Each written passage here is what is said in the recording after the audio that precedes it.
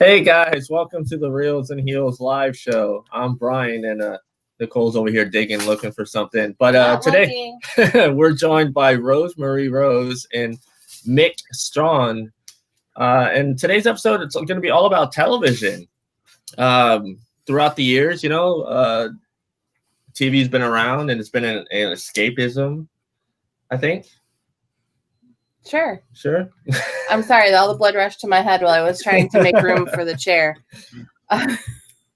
But yeah, we all have our shows that we used to watch growing up and stuff now, and now everybody's stuck at home. We have that chance to go back and watch the stuff we've missed. But Mick is very familiar with this. He works in the industry, and Rose is a huge fan. So she's very diverse in a lot of the 60s, 70s TV shows. Yes. So I'm just here for the ride. You're just here for the ride. So Mick, we'll start with you. Where did all this start for you? Well, I was born in 1957. How far back you want to go? Zygote? Okay, all right. Zygote and egg. Here we go. Where did it all start with me? Wow, that's a really good question. I am a TV addict so far back, and I think that this is a very strange version of a 12-step program. But I remember watching on a 19-inch black and white Sony TV in the 60s, watching the Thunderbirds, which is, the Thunderbirds were amazing. And even today, I'm amazed at the Thunderbirds and the stuff that they were ever able to pull off. Talk about a lot of hard work. Jeez. But I watched the Thunderbirds, the Munsters, the Addams Family, where I got a good love of horror and a good joke. On through Mr. Ed.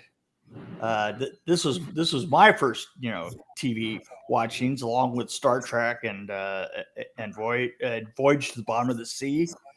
So that was my beginning. And then eventually I grew up and became TV. So, Rose. Yes. Where did the TV love start for you? Well, let's see. I was born in 1971. And, for those of you on here that are much younger than me, we had when we had television. It was a very big console. It looked sort of like a cabinet, and there would be and there was a TV in the middle of it. And we only had one TV in the house. You turn the knobs. We didn't have remote controls at all. And so you had your three channels, ABC, NBC, and CBS. Then you had PBS. And then you had this magical thing when you turned to UHF, you could get a lot of older television series and movies. And so I grew up watching a lot of television. There was no cell phones. There was no cable. Cable came along a little bit later. Stone Age. Yeah. So I watched a lot of classic television when I was growing up. I watched a lot of Three Stooges, Abbott and Costello. I watched The Adventures of Superman, which was one of my favorite series when I was very young. I really enjoyed that. And, I also watched stuff like Petticoat Junction, Green Acres, Father Knows Best. And all those shows were on way before I was born. And I just loved them. I loved Leave It to Beaver. I loved that whole family aspect. I was a huge Brady Bunch fan. I love television so much that I actually, when I went to college, I actually got my first degree in television broadcasting, but I never did anything with it. Long story, but I did study television. I've actually read a lot of books about television, and I'm just most anything except for maybe newer stuff, because there's just so much of it now.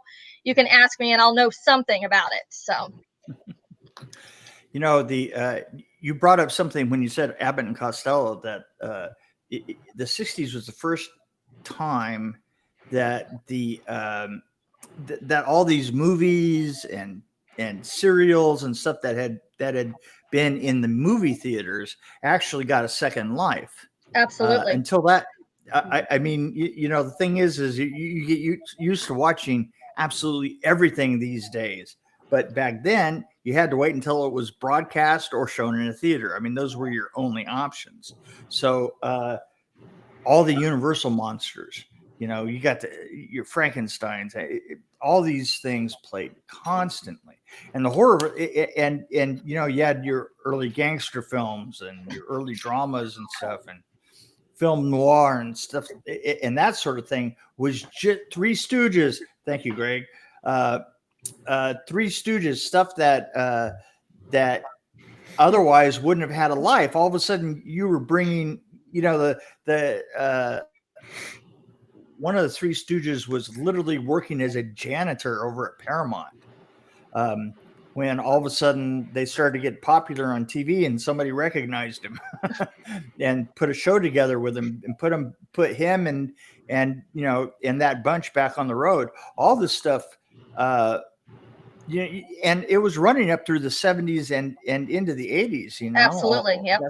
That stuff was absolute gold, and that didn't let out until you started to get a video outlet for it. You know, late 80s. All of a sudden, you know, there was a third life for all these things that you could actually now start to buy, you know, compilations of horror movies and stuff like that. And all of a sudden, they weren't just shown for free anymore. But that was really an interesting evolution right there, because without TV, all of a sudden things wouldn't have had the second chance that they had. And then by the time we got to the 90s, then we got into like, you know, selling tapes and renting tapes, and all this stuff came roaring back.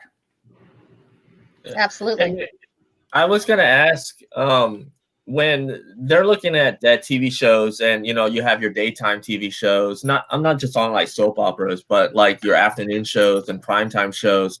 When you're a network, how do you decide what feels best? Is it the content, or? I think that you have to. Yeah, these guys are constantly, even before computers, in order to crunch the numbers, they were looking towards. They were looking towards who was there, who was looking at it. So let's think about this for a minute. So 2:00 in the afternoon. 2:00 until 8:00, or 2:00 until the news, which would have been 6 to 8.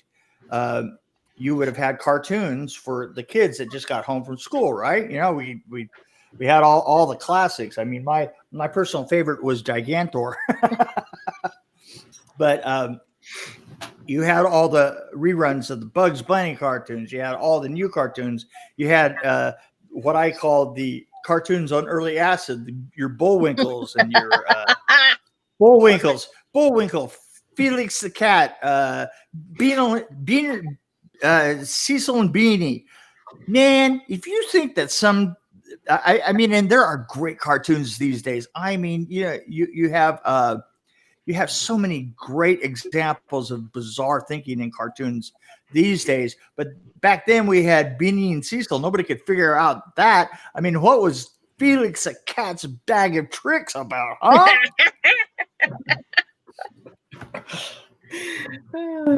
That was just an acid trip waiting to happen. You know? And the creators of Rocky and Bullwinkle, I mean, you know, it's like so it's a flying squirrel. Flying squirrel and wait. I got it. Not my sleeve. So anyway. Oh my goodness. Well, both me and Nicole. The funny thing is that every show that they said, every show I watched in some facet. Right. So whether I was obsessed with it So I was obsessed with the Munsters for a really long time. And I was obsessed with the Addams Family. I don't know why. Oh, that's a great show. But I was Addams Family was them. And I know I was watching it in syndication, but I was obsessed. I'm sorry. In life, you're either an Addams Family or a Munster, and I'm an Addams Family. I'm both. Yeah, exactly. They're two very distinct shows, really, but everybody always puts them together. But they were both very, very diverse from one another. I think it was just the time period. I think because they were on at a similar time period during a similar time period. Like, but I do see that the differences are very. Yeah, and the Addams Family was originally, I think, a comic strip that they converted. Yeah. Oh yeah, absolutely. Series. Yeah. So, and I think the Munsters is a little bit more TV. You know, it's compared to what the Addams Family is. You know what I'm saying? More shtick. You know. Yeah. The actors in both shows, though, like at first people didn't understand, like, because they came from like other genres, and so when they were put into those shows, I think people were kind of taken back. Like, I don't think they took them as seriously as they should have taken them. Like, I think a lot of those characters got, I don't know, like pigeonholed.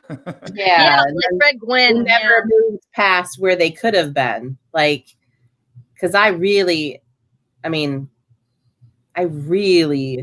loved Morticia Addams for the longest time, and I thought she was the coolest person, and she was so beautiful.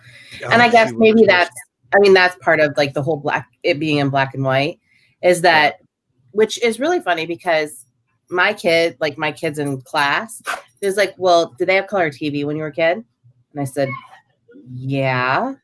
We were both born in 1980. We were born in 1980. I'm like, it wasn't like we were born in the Stone Ages. Like when I was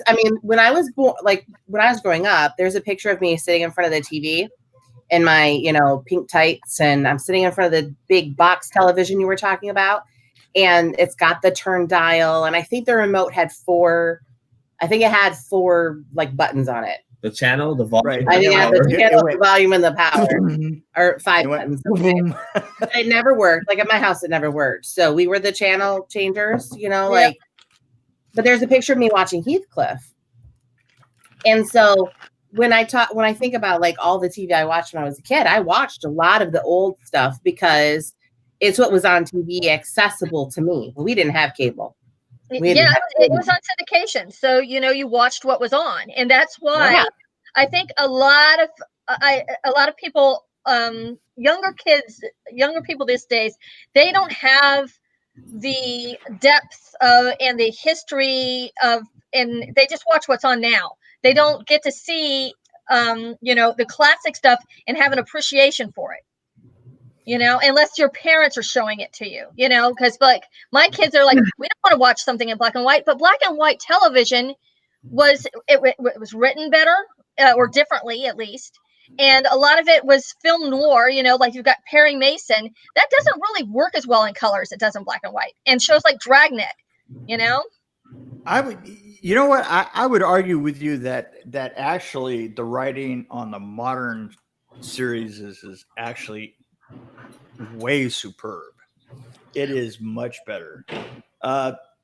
The whole art of writing for television in general went through a whole evolution in the 90s and just completely is come out the other end just so much stronger. I mean, but at the same time, there was a certain simplicity to it back in the day, as it were. I think that one of the things that really kind of didn't help was the fact that they were writing for such a broad spectrum of a market, right? They had to be family friendly. Yeah, they had to be family. But not only did they have to be family friendly, they had to keep everybody a little bit happy. You know what I'm saying? I think that when we got through the 90s and by the time we got the 2000s, we had fractured the expectations of having to put out things to a really broad audience. We started to narrow those audiences down, and also there was a certain sophistication to the audience themselves. I mean, the thing is I think part of it is like in the way that so many people want to know what's going on and what makes the magic. And I was working in the 80s and the 90s and working in horror, and people didn't really understand what went on behind the scenes, and that was perfectly all right with us. But it's completely changed. I mean, you know, Go ahead. I died. You died? A second. I understand what you're saying. Like we were, but we were talking the other day about how there's so much content now. Like you can get it from everywhere. Like it streams, it's on, you know, our computers, it's at the touch of our hands. So I think you do have to sophisticate we have to become sophisticated in what we like, but we also have to fraction off because we couldn't possibly watch everything. That's true.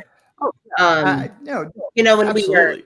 when we were kids, it kind of did, everything kind of ranged the gamut. So like when I was growing up, like it was cartoons, and then it was like family friendly TV. And then after 10 o'clock, it was more of the, you know, slightly more adult. Yeah. It was more adult.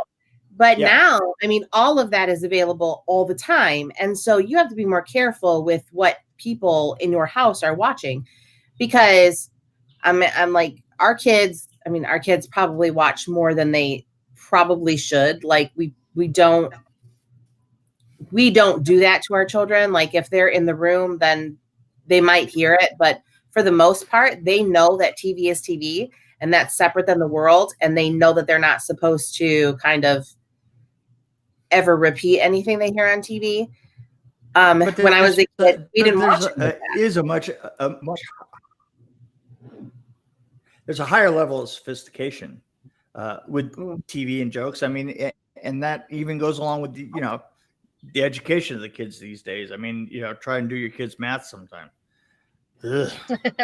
Try and do your grandkids' math. How hokey things were. There were lots of corny jokes on the Munsters and on Bewitched, and they were corny jokes, but they were funny because they were simple and everybody could laugh at them. Right. It had to be not a negative thing.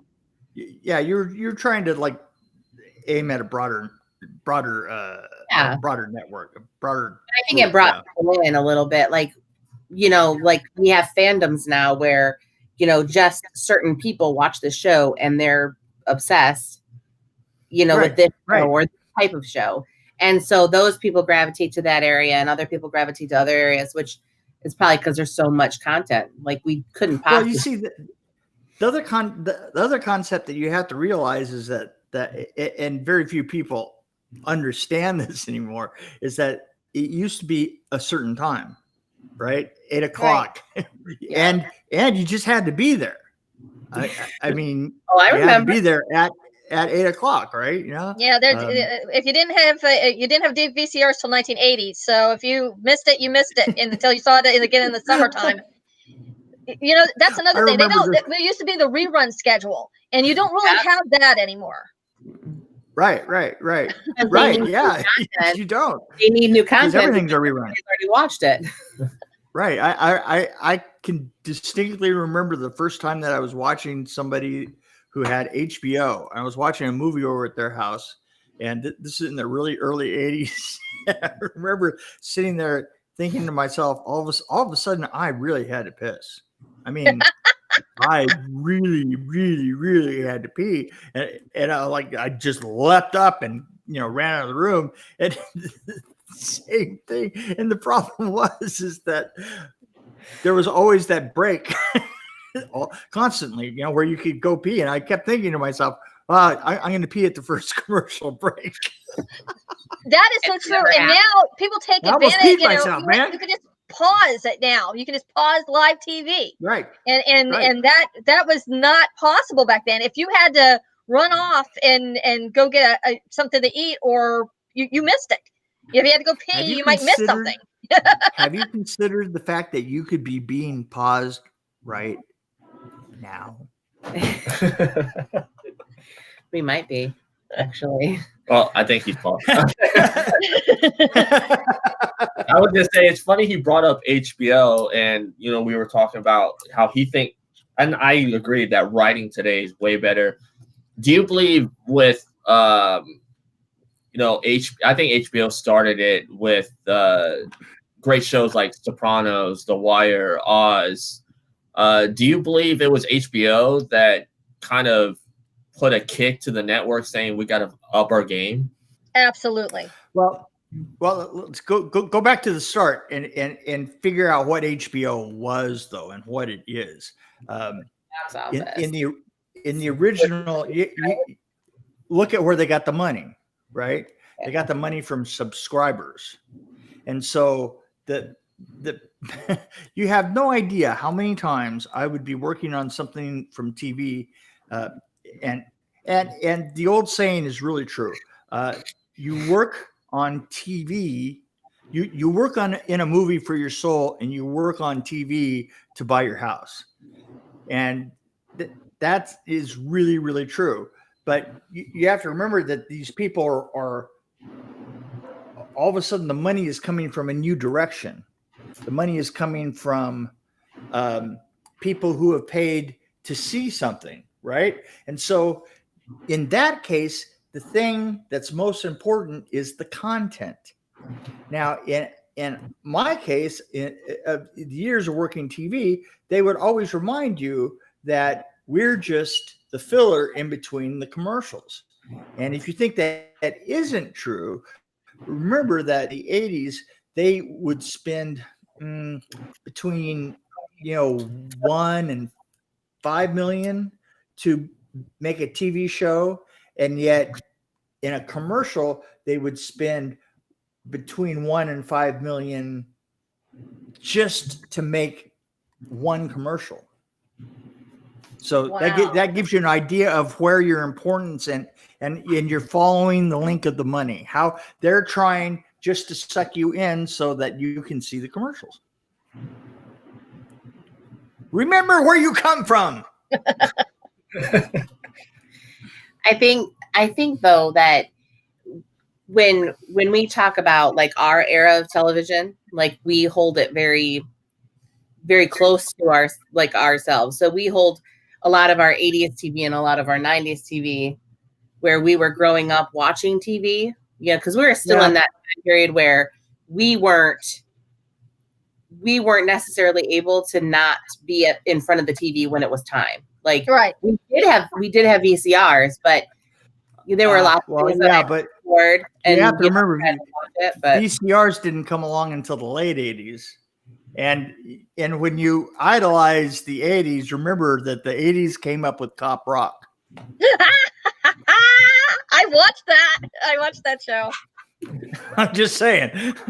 I mean, it's funny because cop rock came along about the same time that you saw cocaine starting to disappear from the sets. And I used to have friends that go, you know what? You take the cocaine away and look at what you get. You get cop rock. So I didn't know we were going to be careful out there.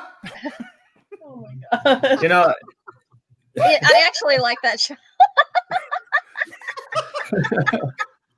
I tell you, I thought they were trying. I thought it was really an experimental kind of thing. It is the joy of my life to introduce people to that show because they'll be.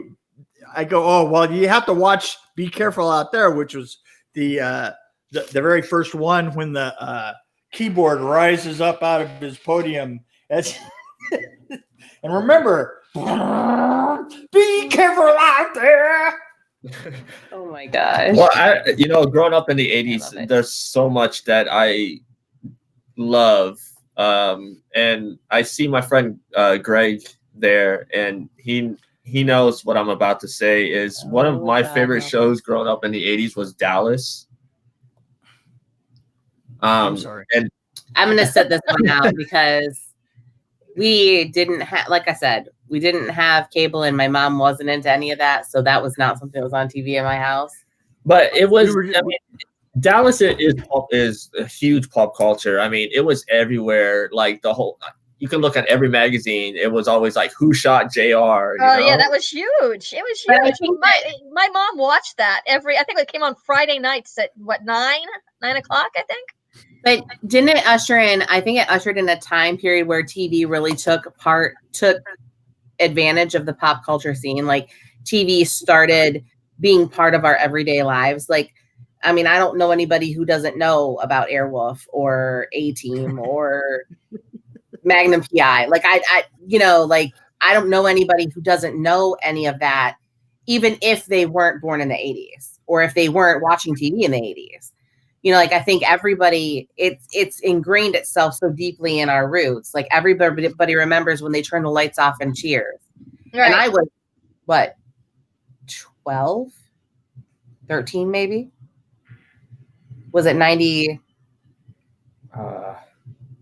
So I grew up, you know, watching everybody at the bar, which is really kind of scary because I was like, you know, 8 and 9 watching people at a bar. But anyways, you know what I mean? Like you remember the lights turning off and you remember those moments. You remember those iconic times. Yeah, just like in the Mary Tyler Moore show with the finale, and everybody remembers that finale, and they and they turned the lights off in the newsroom. That was really a memorable moment in television history. So yeah, I understand what you mean. Like just like Cheers, Mary Tyler Moore was so huge in the 1970s. It was you know, the Cheers of its time, kind of. So yeah, very big. Gregory says The Fall Guy. I actually, you know, I love that show. The Fall Guy was one of my husband's favorite shows. He loved that show. Lee Majors is totally awesome in that show. I was watching cartoons for a very long time, and I was not allowed to watch a lot of television that was like adult, although I was watching Cheers, so figure that out. Anyways, but I remember watching like Simon and Simon and Magnum PI. I guess my love affair with the mustache started very early because like my dad had facial hair and loved all of those shows. So it was like I watched. Oh, you froze. And then we were froze. Oh. Magnum PI was one of my mom's favorite shows. I remember buying her like a postcard of what the heck Tom is his name? Yeah, Tom Selleck. That's it. Yeah, that was. It literally just popped back into my head. But you know, and I guess like we all think of those moments in time when it was so important to us. Like somebody saying Starsky and Hutch and Laverne and Shirley. I watched Laverne and Shirley a lot. You know, I loved Laverne and Shirley, and I loved Mork and Mindy. And when I watch those shows today, I realize how corny they were. But it's like, you know, but back in that time, I mean, for one thing, that's what you had. And like Mick was saying, you know, it was, you know, designed to be mainstream for like everybody. And now, you know, today you have shows that really do appeal to a more like diverse and distinct audience. Focus. Yeah. Right. Focus. Yeah. That's a great word. And the thing is within that you have more societally understood things. You have more touch plates that you can write to, more characters that you would all common. And that's why the writing can be a little snappier and it can be a little bit edgier. Yeah, I absolutely agree. You know, I was going to say that type of show you started seeing that a lot in the 90s with the syndicated shows. Just like you worked on Hercules and Xena, with Hercules and Xena, it's like that was like a specific targeted audience. I mean, you were either a huge fan of that show or you didn't know what it was. And you started to get more shows like that. Like Star Trek The Next Generation was a syndicated show. It was not on network television. And there were a lot of people drawn to that. Right. Well, then when we syndicated shows. Oh, sorry. You were saying the syndicated shows could were the beginning of being able to offer something to a smaller audience. They didn't have as high of overhead, and they were picking up their money from smaller revenue streams. From being the advertising that was happening on a regional basis, as opposed to advertising, such and such a pork supplier as opposed to Crest toothpaste, that sort of thing. Right. And now you don't really have that anymore. I mean, because syndication's more on the wayside now because you have all these streaming services, which are basically, and the streaming services can get specific, right? Yeah. Yeah. Well, with today for syndication though, isn't there like shows have to be like 5 seasons before they can be syndicated? Well, I mean, these were like original series 7. that were put out in syndication. Like they were made for syndication. But you're right. There is, right. I think it's 100. It used to be 100 episodes, and then it would go to syndication, like for like the Roseanne show and stuff like that. Yeah, because like Supernatural, which is still on the CW in its 15th season, amazing. It also airs on TNT. So I think like after so many seasons, then TNT was able to show. But I think a lot of like those newer, the newer cable type. I mean, because CW wasn't a cable channel. It's just that a lot of places couldn't get it. Like I grew up in a town where I couldn't get the WB. So it was just a minor network. It was a smaller network, right? So it was a more hard to come by group of specific set of TV. So like I came to Buffy and Angel and Firefly later than generally everybody else, but and I think I came to it on DVD really. But Firefly was originally a Fox. Yep, that was a Fox series. Network. Yep. Yeah. Oh, yeah, that's right. All 11 episodes. I mean, that's just Joss Whedon show, so you just kind of assume that Joss Whedon has a large following today, though. So. But by the way, the interesting thing is that Fox got rid of Firefly after 11 episodes when it was actually a very popular show. But you have to remember that at the time they were still doing what was called the Nielsen's. The Nielsen were how you measured, popularity of a show, and Nielsen's kind of set on top of your TV and only related directly to things that were on the main networks, right? And here's the thing, Fox also was one of the first to split that show off and start to stream it out to streaming services and to also put it on the computer. So there were so many split different ways that it was going that Nielsen didn't catch on to all of those other ways, and it showed as being a very unpopular show, but it wasn't. Yeah, and that's sad, because it could have gone so much further, and luckily we got the movie out of that. But I was going to say, talking about the Nielsen's, I used to actually follow the Nielsen ratings. They came out in the paper every, I think, Wednesday. Oh yeah. Because I was a huge fan of a TV series called China Beach. I loved that show. It was like my favorite. I was like crazy about this series. And this was in the late 80s, early 90s. And it was getting awards. Everybody loved it. And the Nielsen ratings were horrible. And they ended up almost canceling it. In fact, they did cancel it in the 3rd season. And I and a lot of other people, it was the first time for me that I was in a writing campaign to save a show. And it actually ended up getting a 4th season. Yeah, and that's right. The year, that's the year they actually won. I think I know Dana Delaney ended up winning the Emmy. It was in 92. And Dana Delaney ended up winning Best Actress for the finale. And I think they were nominated for Best Series. And that show was just that finale was so powerful. It was just it was a great series about Vietnam, and I just it got me a lot of interest into Vietnam. I actually read books about Vietnam and learned a lot about Vietnam just because I love that television show so much. when I was designing Texas Leatherface, when I was designing Leatherface, we used to we did it behind Magic Mountain, and as you were going there, as you were going back behind the parking lot to Magic Mountain, and you went through the gate, there was another pair of gates, and the gate on the right was to China Beach, and the gate on the left was to Leatherface. And what we could do and did often is we would ride down. There was a wash right next to the house for Leatherface, and we would take all-terrain vehicles, little 4-wheel drive things, ATVs, and we would just take them right down the beach, down about a half a mile, and we could steal from their craft service.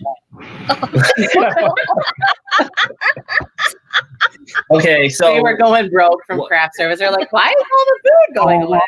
Hey, they were a network show. Come on, they had.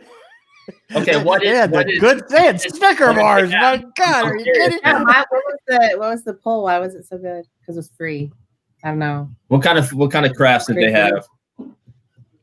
Oh, what kind? Anything you want, man. They used to make omelets for you. So you'd park and you just show up, and the thing is back then all studio types looked like. So you just like get in line. Get yourself an omelet thing and go back down to the set. So, I was reading this. We were terrible people. It was free food. Starving artists. It's a whole thing. Come on. So Terry says Firefly Somebody was up against CSI, and Fox even managed to put the show out in the wrong order, and it was still it still had a massive following. So we always thought like when TV was still on TV and it was going up against other shows that were vying for popularity, and they had like the threat of being canceled. So I know Supernatural was in threat of being canceled for years, days that it would be on, whatever day it was on. So when they switched it to Friday night, they had this whole thing. It was going up against this or that. And the prime audience that was watching Supernatural wasn't home on Fridays. So their ratings numbers plummeted. And so they thought about canceling it multiple years, 15 years later. But,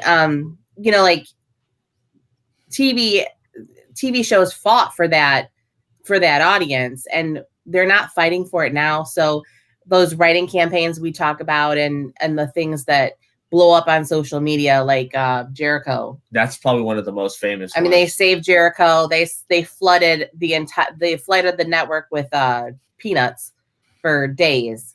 And there was just recently the one to save Lucifer. So, we think about how we might not have any control over it. And I don't think we felt like we did when we had Nielsen. And now that we have streaming and we have social media, that we feel like we have a little bit more power in what we see on TV. I think there is a little bit more now, but I mean, when you have like grassroots things like with China Beach, that was a handwriting campaign because there wasn't any email back then.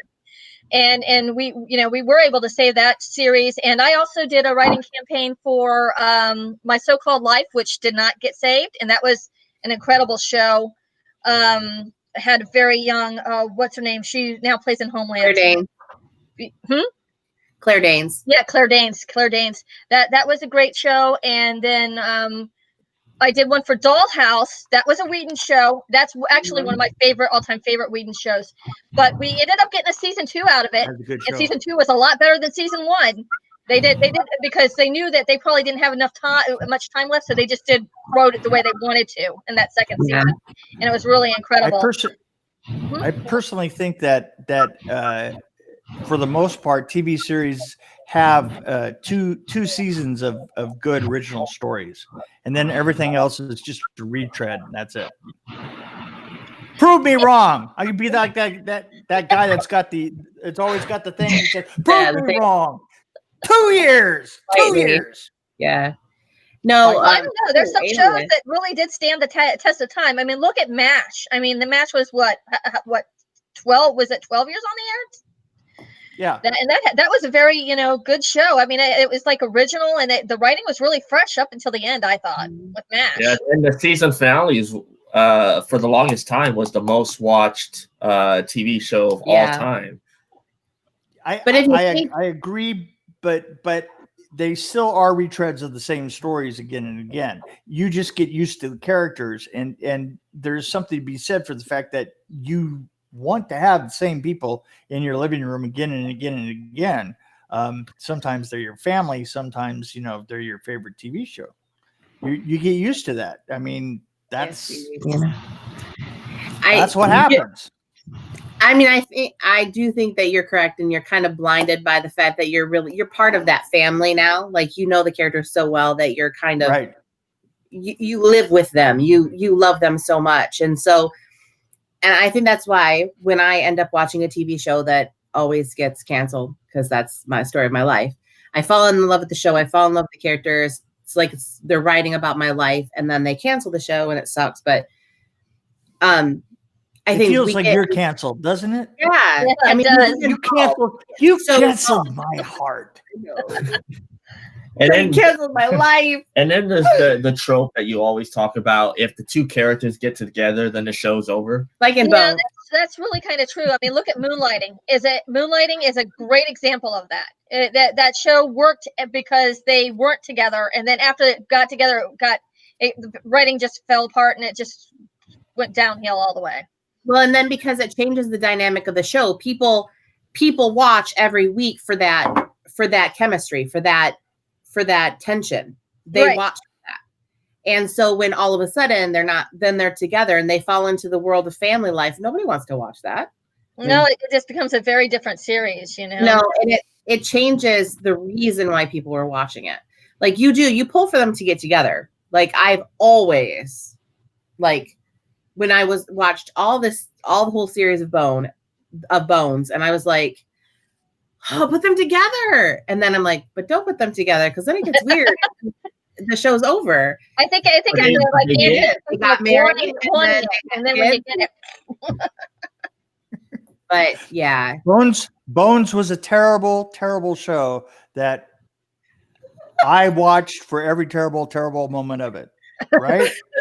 Hey, look, you know what? I have nothing to say, because in the end, I will watch NCIS forever, and it's not because I don't think they're new stories, because they're not. I mean, they're the same story again and again and again. It's just because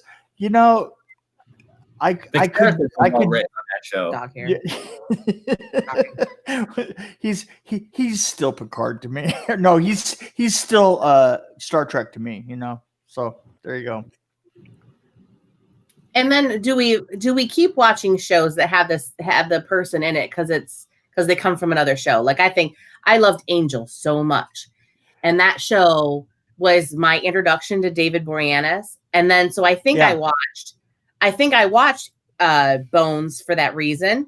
And then I think I tried to watch SEAL Team, and I was just like, it doesn't feel right. I don't SEAL Team, right? SWAT. Yeah. SEAL Team. No, it's a SEAL Team, yeah.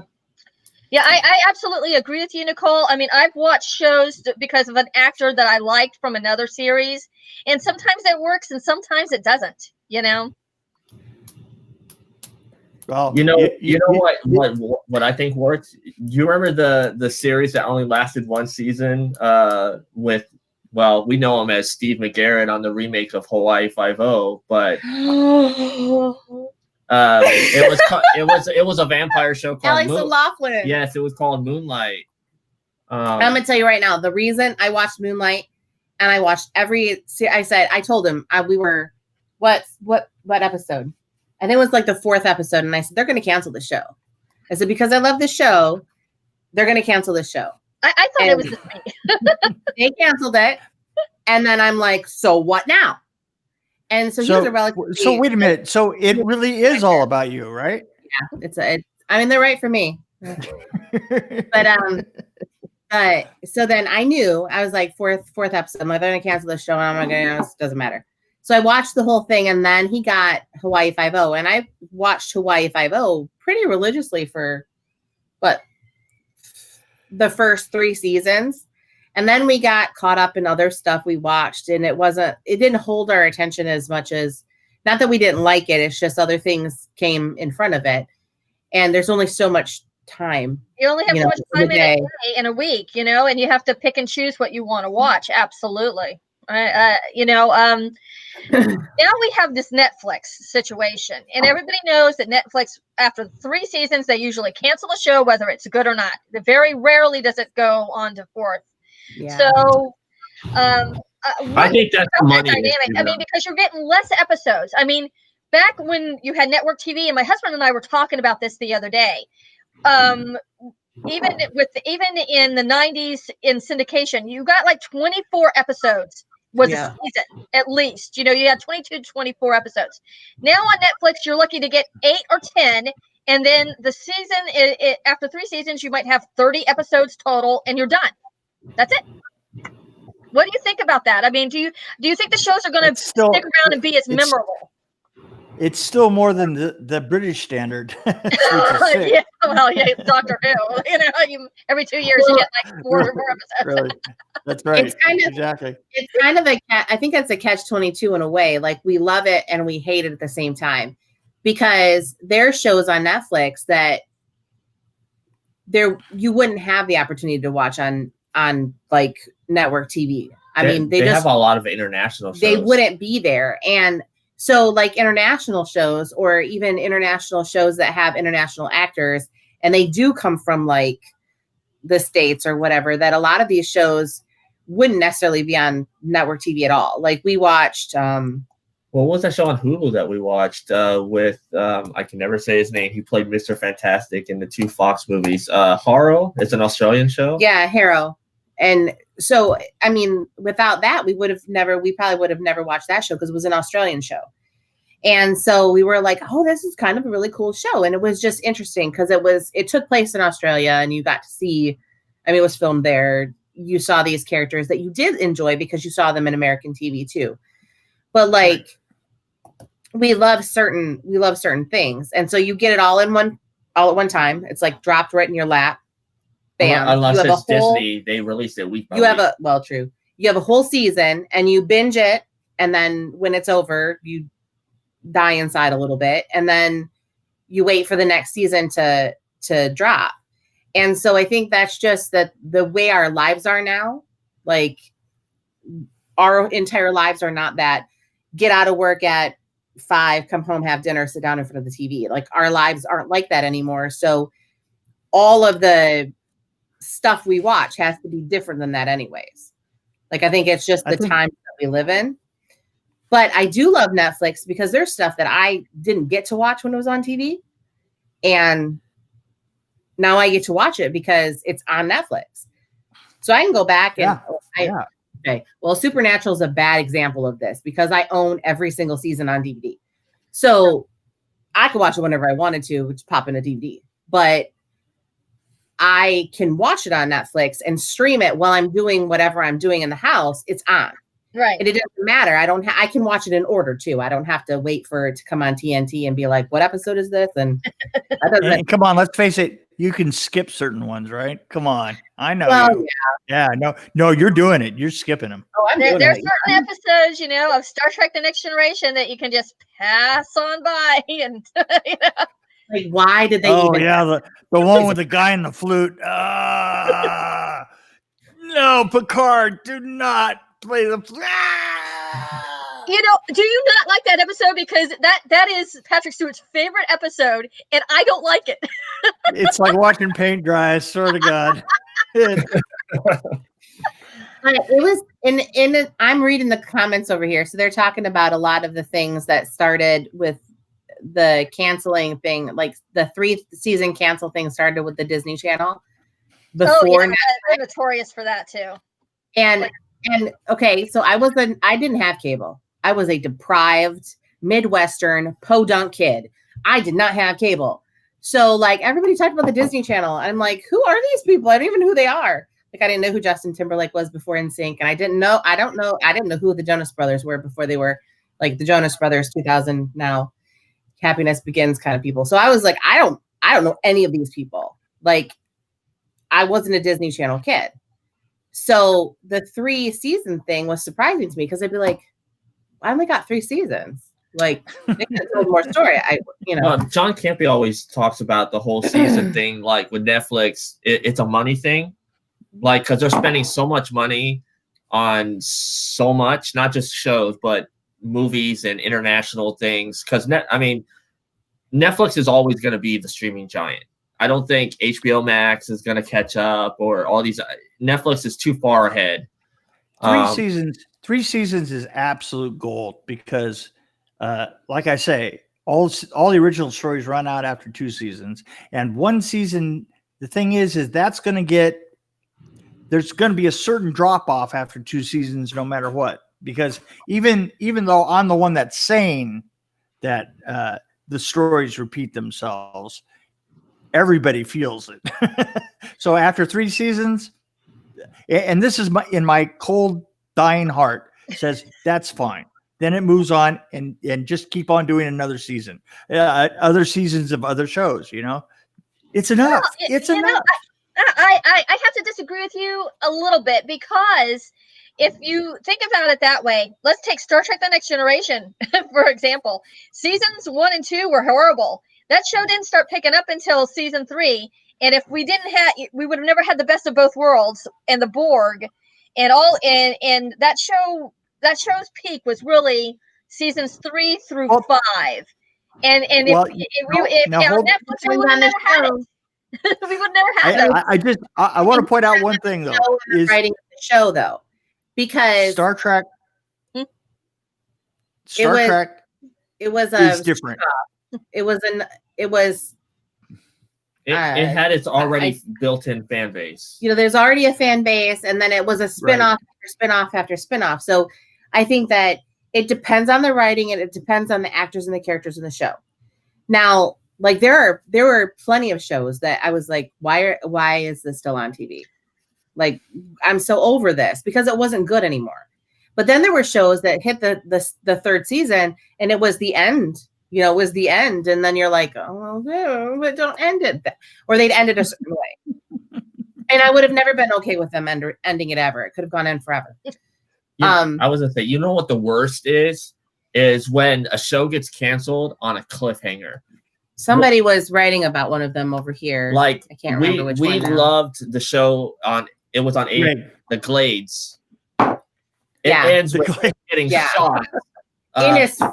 He's about to get show. Yeah. He's about to get married, and he had to go back to the house to get something, and he gets shot in the kitchen, and then the show is canceled. Done. And I'm like, does he make it to his wedding? What happened? What are we doing? Why are you doing this to us? And didn't I say in the 4th or 5th episode of that to us, like, they're going to cancel the show? But that was, you remembered it. Yeah, I remember. That's true. They did everything that they wanted to.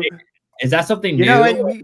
You do have to remember that this is business. And one thing that's for sure is whenever I'm on set, and it's true that you do, you begin to see things as a business, and as business, I can an awful lot of the times I can see the reason that they're making the decision. Let's go back to Star Trek. Now, Star Trek, in going through those seasons and stuff, it was just about the only science fiction on, especially in that period. And because of that, it grabbed a pretty good share almost immediately for that. And it kept that audience through probably not the 2 best seasons, almost specifically because they're the only ones that were serving an audience that was becoming more and more vocal. Yeah, nerds. Yes, yeah. And I was one. Yes. I'm a nerd too. So, but I think that's what keeps some things on TV, though, because you are a nerd, and if it's the only thing on, then you'll watch it no matter whether it's terrible or not.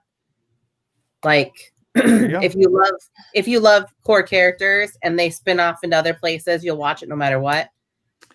It's like I always say, I did Gray Nights, this film called Gray Nights, and it's one of the worst possible zombie apocalypse Civil War films, and there's a niche that you don't get all the time. Yeah, absolutely. Hold on, Zombie guys. Civil War. Hello. So if sorry. Oh, you go ahead. Sorry about that. It's hard to talk when I don't want to interrupt people, but when we talk about the difference between like Netflix and network, well, network TV networks are all streaming now, so you can watch network TV whenever you want to, pretty much. Yeah. I mean, we have a list, a ridiculous list. Like, we're pathetic people. We have no lives. But when we talk about like certain shows that stick with us and we wish for more, like, well, for me, I came to all of these shows later. So like, because of Brian, I watched shows that were on the CW that I'd never watched. So I watched Angel and I watched Everwood and Gilmore Girls and all of these shows, Smallville, all these shows that I didn't have access to, like, being from where I'm from. So I didn't have access to watching them. I watched them later on and I'm like, but why did they end it? And then there was a huge following for these shows like Gilmore Girls. And so when a show stops airing on their network and Netflix picks it up and says, well, let's do a reunion show or a follow-up or whatever they're calling it. I don't know what they call it up now. Revivals. A revival. Yeah. So they had the four seasons of Gilmore Girls. So the spring, summer, winter, fall thing on Netflix. And I was like, well, that was really, I mean, it was nice because you got those characters back again and the writing was the same. It wasn't like it was new writing. It was the same people that wrote it before. But then there are shows that end and you're like, oh man, well, you're watching it on DVD because I watched most of those shows on DVD and I'm like, but I kind of, I wanted more. I wanted more story. I was excited for it. So I really don't know what the point of me saying that was, other than I don't know. Well, you know what? It's a business. On your point, I think that Netflix, especially early on, they were really great at saving shows that, the networks or even the cable companies dumped. Because Longmire, for example, which was a great show on A&E, it got canceled the same time that The Glades did. And then Netflix picked it up for a couple more seasons and made everybody happy. I mean, it was nice to be able to get an ending to. And I hate to say it, but I think that the Netflix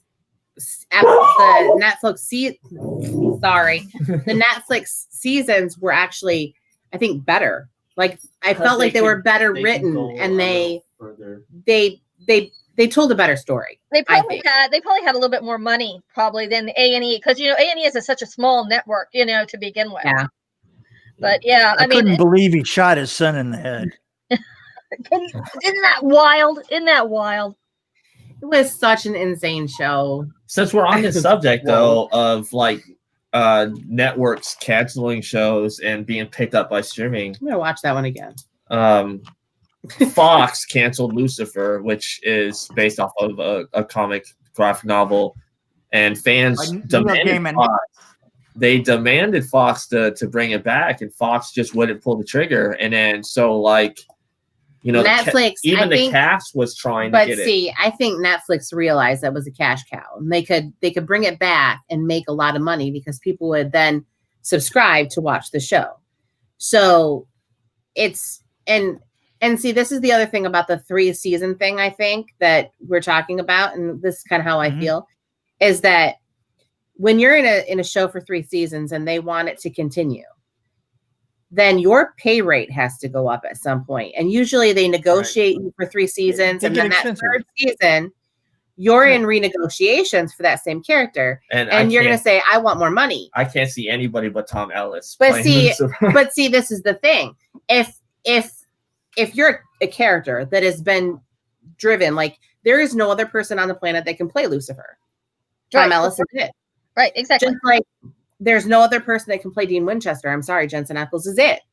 And so they've ingrained themselves as that character forever. So when they are the catalyst for why a season might not happen because they want more money or they're renegotiated, I think like when Netflix picked it up, they renegotiated everybody's salaries and said, here you go.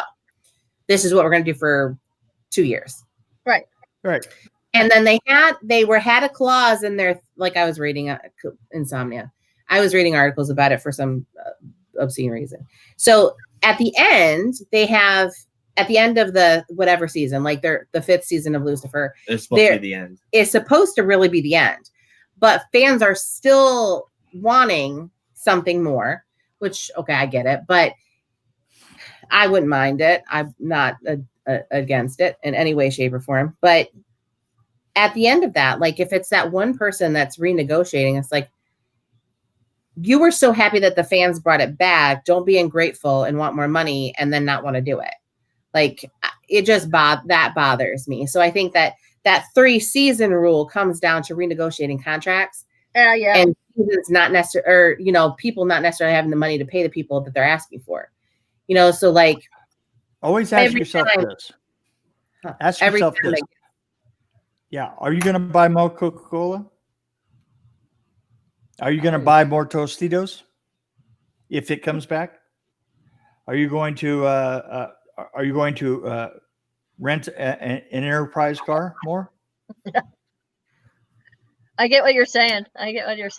See what I'm saying is that's it's not a direct power situation, and that's the nature of the problem. That's why you kind of it is a business, and they can do kind of as they want to, And what I was going to say about that is like the shows like Friends. Remember how there was the stories about how they were like always holding the networks hostage and renegotiating their contracts. Yeah.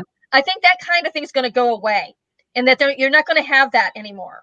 Sure, the fracturing. Yeah, you know what, that the way that money is made in all the image driven stuff is in a huge hole of flux.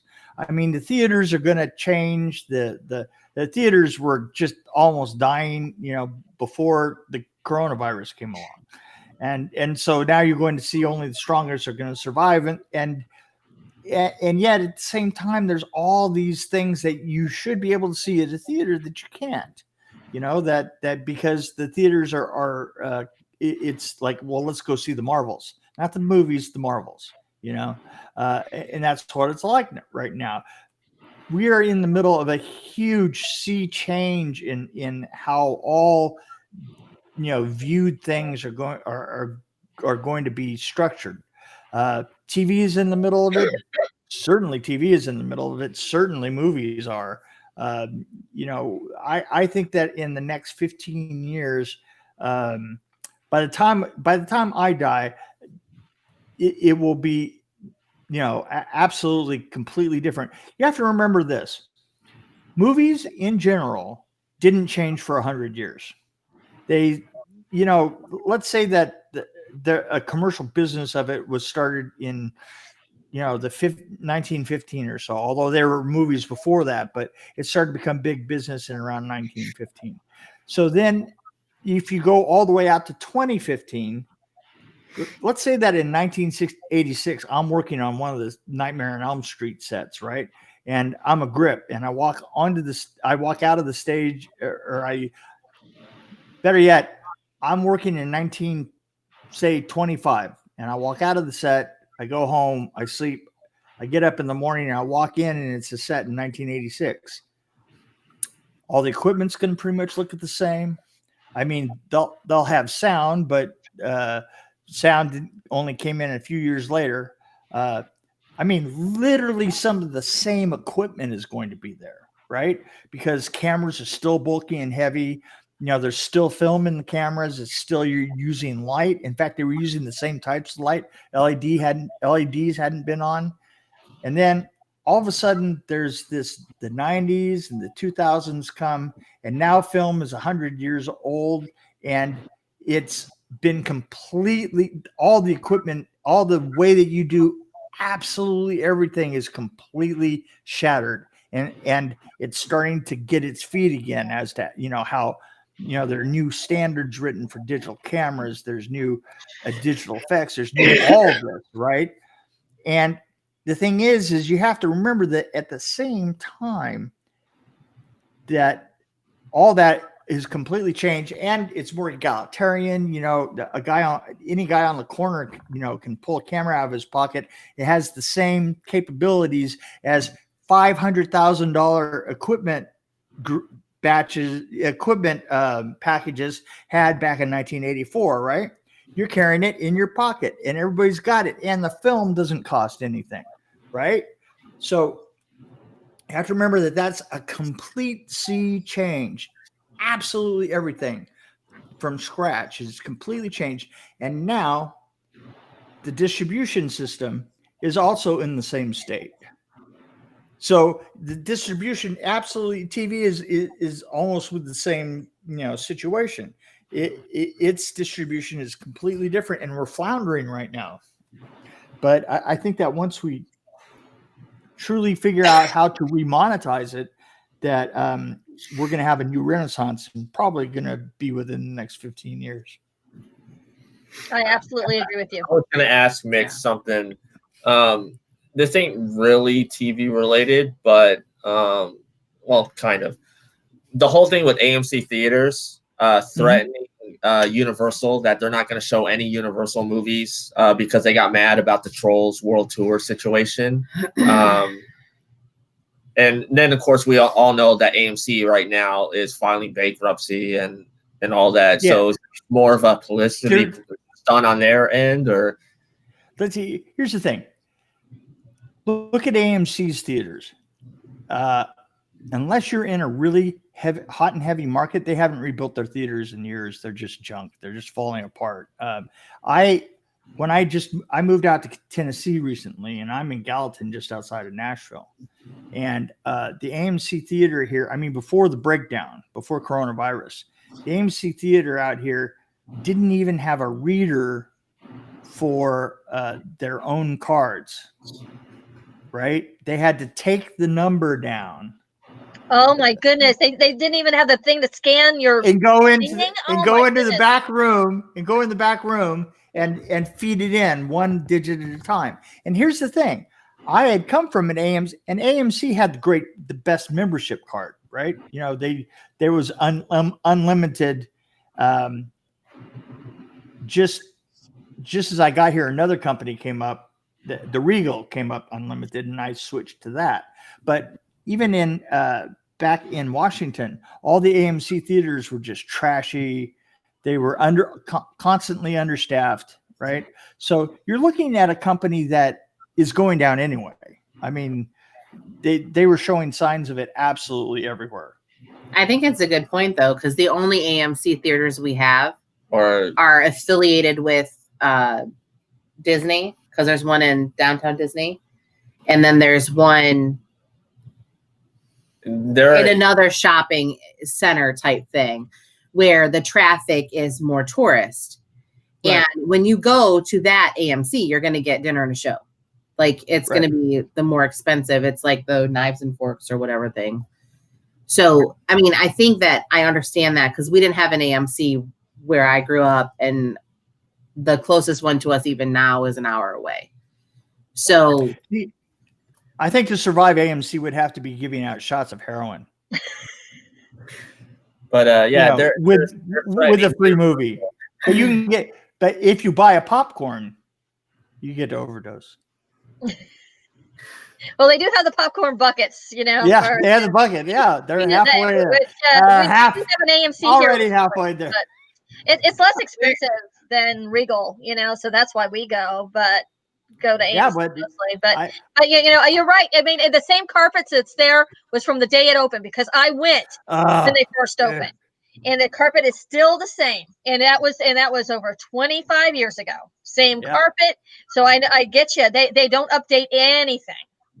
Yeah. Well, the thing that kills me is the smaller theaters that were showing the same movies that were like blockbusters, but they had 4 or 5 theaters, or even maybe less. Like when I was growing up, the theater closest to us wasn't a huge theater. It was really small, and it had 3 theaters, and their movies came out at the same time. They always had one that was brand new, and then 2 that had been in the theaters a little bit longer, but tickets were $5. And this is when I was 17, 18 years old, old enough to drive there. Right. But I mean, I think that those small theaters are kind of gone now. And so the bigger theaters have taken over, and now even the bigger theaters can't make it work, because when we think about it being a family thing, like I can go to the movies and I'll put my raisin nuts in my purse and I'll buy a soda there. But I'm not going to spend $40 like I would on concessions if I bring the kids. If I bring the kids, we're going to buy popcorn and concessions, and easily the tickets, before we had Cinemark movie club thingy, the tickets plus all the concessions and things for the 4 of us would be over $100. Yeah. Right. Exactly. And here's the thing. The thing is the movie that you're seeing isn't directly related to your money making any difference in it. Because think about this. Think of why you see Marvel movies and big movies and why they're popular. They're popular because they can be changed. The dialogue can be changed in them, and they can be played foreign first. So they're actually nowadays, all of your big Marvel movies are actually shown on foreign screens first. They dub over really, really well because it's action, and because there doesn't have to be any underlying psychological or social understanding, like a comedy or something like, or a drama or something like that. So they transfer over really well. That's why most of the films that come to your theaters now are all action movies. Yeah, I was going to say, I grew up, in the 70s, 80s, and 90s, and I loved an independent movie. I loved all kinds of movies. Right. You can't see those in theaters anymore. Mm-hmm. You might, Netflix for a weekend, and that's it. If you don't see it in the weekend, you have to wait a month, and it'll be on DVD. Yeah, well, somehow, there are some theaters that are specific to art house, but they're not like all national. Like, yeah, but you can't find them everywhere. So if you're one of those people that's looking for a certain film, even if it's like a documentary or something like that, you're not going to find it. And if you're not in LA or New York, you're not going to find them in between. Absolutely. So Washington, Michigan, where I grew up, didn't have an art house theater, and there was no. I mean, there might have been one in Detroit, but you had to go to Detroit. So there was you weren't going to Detroit to see it. It wasn't like that. So, but I kind of think we digressed a little bit. Hey guys, listen, I'm getting to the point to where I've got some other things to do today. Okay. Not that I'm saying that this isn't wonderful. Don't get me wrong. Yes, but he has a life outside of this. Well, Mick, we'll let you go, but it was a pleasure having you on, and we would actually like to have you on again to talk more in depth about set design. Yeah, okay. I'll find out something about it, and I'll get back to you on it. Mick, it was a pleasure meeting you. So awesome. Yeah. So, Mick, it was fun talking to you guys. It really was. For our viewers, where can people find you? You can always, I'm ranting on Facebook all the time. My podcasts are Rabbit Hole. It's all one word, capitalized. It's Rabbit Hole or Dream Warrior Review. And Dream Warrior Review, we kind of, get an idea of what's going on in films around here. I see more films than I should. I get a chance to see them, not work on them as much. Also, Rabbit Hole is just insane. It starts insane, then it gets worse. So join me on either one of them, and you guys have a great day. Okay? All right. Thank you, Mick. Hey, how do I get out here? Do I leave going that way? Exit stage left. Yeah, let's see. Oh. Oh, that was fun talking with him, Rose. Oh, that was incredible. Thank you for having me on, Brian. I appreciate it. Yeah. So, do you have to go? Because if do you have to go, or I mean, we can talk some more if you want. Well, I can stay on a little bit longer. Sure, I'd love to talk to you on television. Yeah. All right. So this dog can't decide whether it wants to be in or out. So he's being okay. How did that? I can fix that. It does when you knock somebody out, it goes back. So let's see. Does that work? Well, yeah, because then it's like we were half ahead.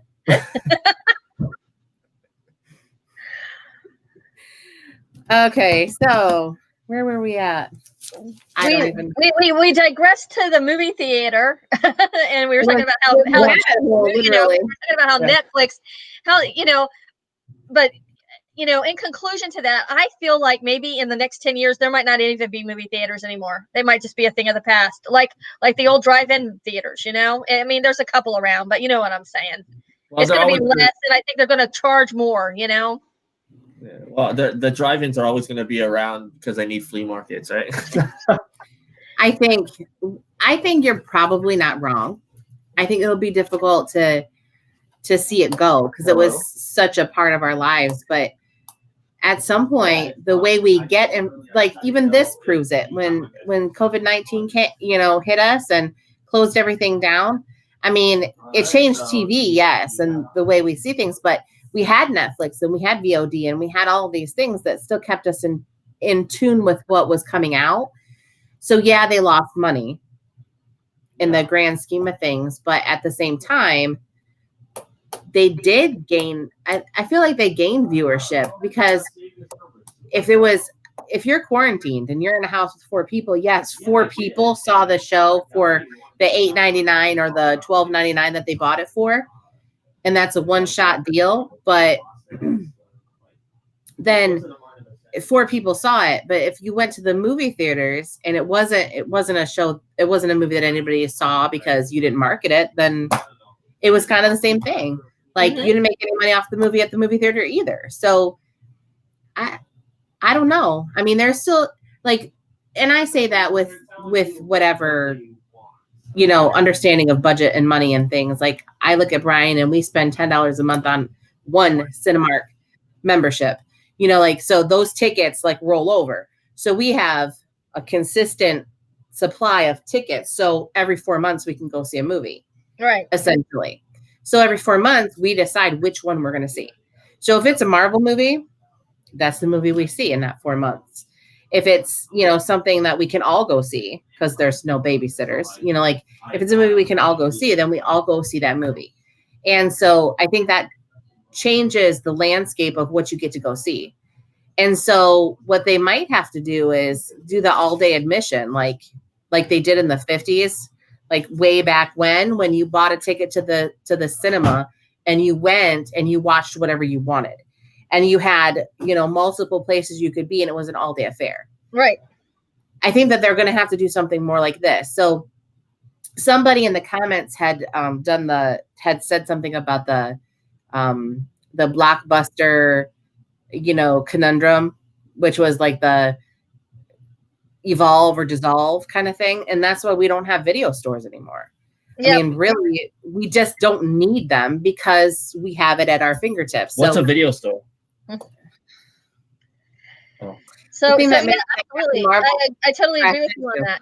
But I think with the movie theaters, I really see it coming to a point where they're gonna either save it for the big films like your Star Wars films and your Marvel films, but I mean you can't. How many of those can you produce a year and keep a theater going? You got to think about that too, because people just don't go out to watch movies the way they used to. I mean, I remember it used to be a date night thing. Going to the movies was something special. It's not anymore because you can go in your living room, pop a bag of popcorn for 50 cents, and do the same thing in your living room. It's not, it's just not the event it used to be. When it used to be like Friday nights, we'd all get together and go to the movies, right? And now, I know I'm pushing 40, so it's much different now. But I can't just take my kids to a movie every Friday night. Like, we just can't afford it. It's unaffordable now. That's true. I mean, when I was growing up, I went for matinee was $2.50, you know, and when my kids were younger, if we went to go see a film they wanted to see, it was $100 night, and you just don't have that kind of money to throw around, you know. Yeah, you know, I had that conversation with you. Like, certain movies have to be seen on the big screen. Like, you know, comedies and your dramas, you can just wait for them. But that's what Rose was saying. She was saying that movies like Star Wars and those big action movies that you see on a big screen that need to be there for their quality or for their, you know, whatever. There's a reason why you see those movies. Like, we pick and choose, not because we don't appreciate it, but because we can't afford it. So if I have to pick and choose, those are the movies that I'm going to go see. Like, we're going to take the kids to see Bumblebee, and we're going to take the kids to see a Marvel movie, and we're going to take the kids to see, did we go see the Trolls movie in the theaters? The original Trolls movie. The first one? Yeah. So we saw the first Trolls movie at the movie theater. I think that was worth it. But some of the stuff for the kids, like, there's certain things that you could wait for it to come to DVD because the kids aren't going to watch the whole thing anyways. Yeah, the quality isn't there. You know, like, you're looking at Secret Life of Pets, for example. You know, it's just like, my son wanted to see it, then the second one in the theater. I'm like, no, it can wait a month, and you can. Yeah, we can wait. This is why I think, though, this whole argument with, and Jerome I think it was Jerome that brought it up, that it wasn't just AMC. Regal is also on the bandwagon of not playing Universal movies. The theaters, that just takes away the Fast franchise, which is $1 billion franchise, and that's too much money for the theaters. So I don't think this thing's gonna stick. I think it's just a lot of people whining about stuff. Like, okay, I could have sat when they closed my school and when my tutoring center closed to the public and we all went online. I could have whined and cried and complained about it, but I can't because my paycheck is attached to whether I log in and see my students every day. Right. So am I going to whine and complain and say, well, that's just not fair. It's not what I wanted. And walk away. I mean, it's an analogy all the same. It's like, you know what? Pull up your big boy pants and do what needs to be done. Are you going to be a cohesive unit and come together and do what you need to do so you can stay afloat? Or are you going to be a bunch of jackasses and whine about it? I am tired of people whining about this. Like, people that are whining about staying home with their kids. I love schooling my children. Let me just tell you, there's a whole lot of sarcasm oozing out of my face right now, but I love my kids, and I know that there's a reason why I send them to school and why I don't educate my own children. Right. So I know why there's a whole bunch of people who are waiting for us to come back to school so they can send their kids.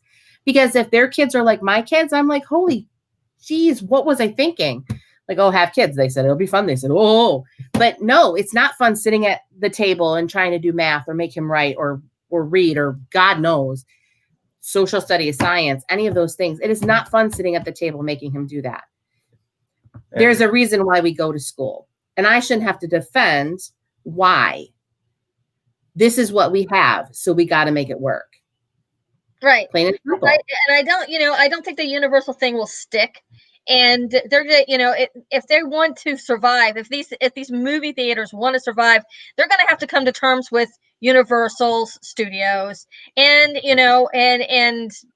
show their content, because, eventually, if not, then that whole movie aspect is going to go away. So, because more and more, coming back to the television aspect of it, everything's moving towards small media television.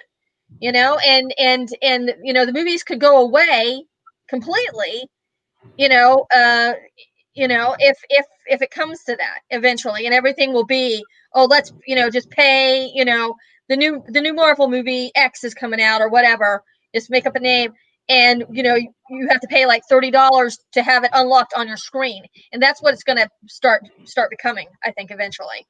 Unless there's a total makeover to make people want to come back to the movies. It's worth it to come to the big screen. They've got to really push it, and they've got to work with these studios to make that happen. to make people decide not to be home and come back out. And right now that's going to be hard because people aren't going to want to go to the movies right now. People are still going to be scared of the COVID. Yeah. And so, it'll be interesting to see how that happens in movie theaters. But I wanted to ask you a question, Nicole. You had mentioned about shows that you didn't ever want to, that you'd like to still see on or you'd like to have back. What show, and that's a question for you too, Brian.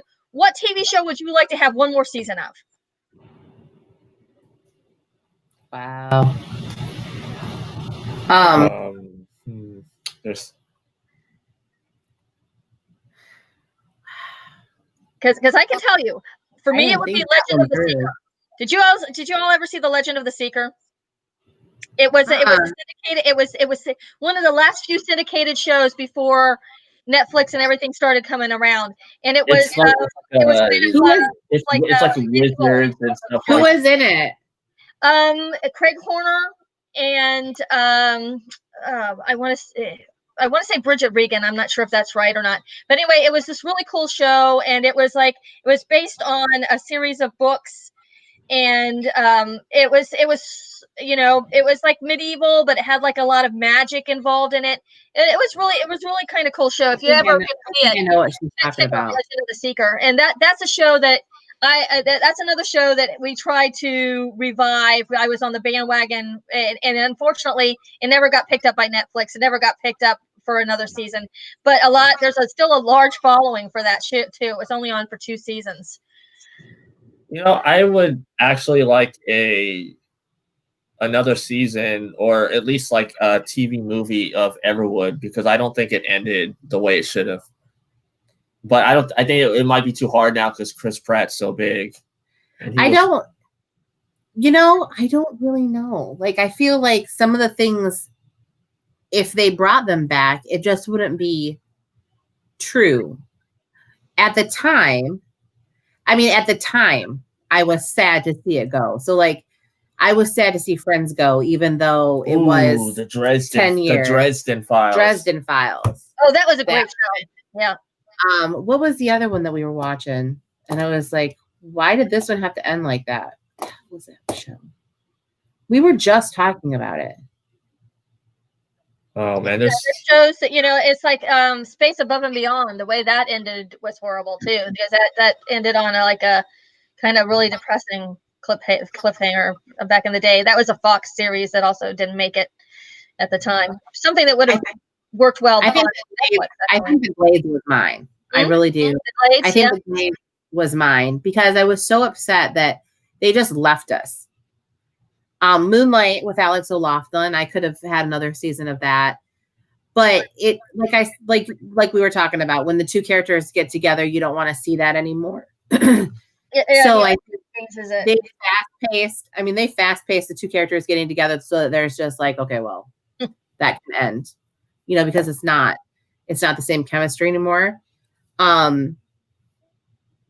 Roswell, I wish hadn't ended the way it did. On the CW, the Roswell before the Roswell now. Yeah, I haven't watched the new one, but yeah, I haven't either.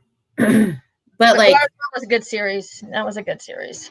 I think a lot of the shows that were the end of the 90s, early 2000s, those shows, I think they kind of did a disservice to. I feel like also the year of the writing strike, I think that did a service to a lot of shows because it killed some of the shows that we really looked forward to.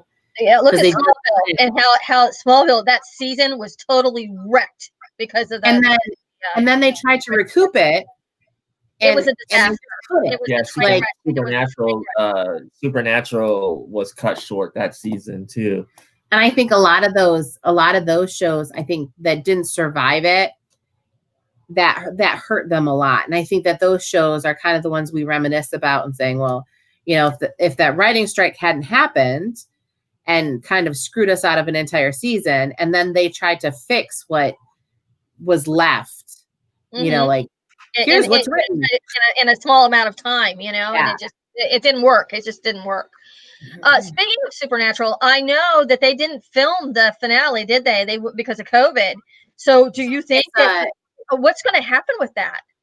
There was a conversation in the last couple things I read. There was a conversation between the writers and how they were going to try to bring everybody back together to fix the last season the last episode, because they'd only actually filmed parts of it, and so it wasn't even a full episode. So they were talking about probably airing the not full episode and then doing some sort of a like movie-ish type thing to wrap it up.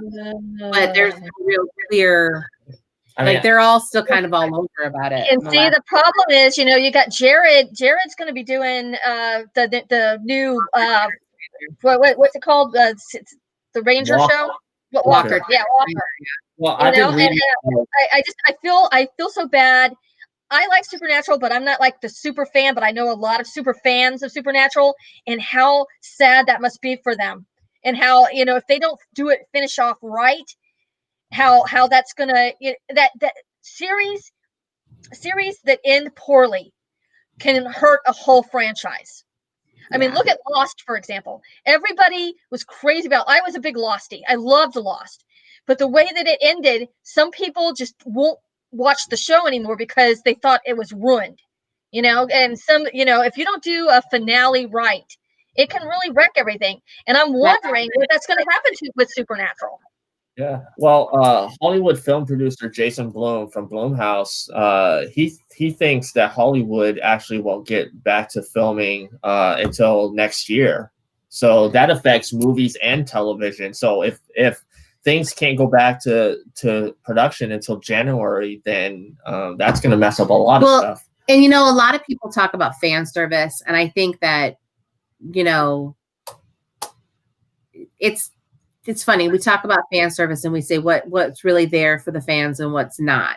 And I said, if you're going to do any justice to this series, you have to end it the way it's supposed to be. So when Eric Kripke left Supernatural and he said, this is a 3-year show, they renewed it for 5. And he stayed as an advisor. He wasn't actually involved with the show too much anymore.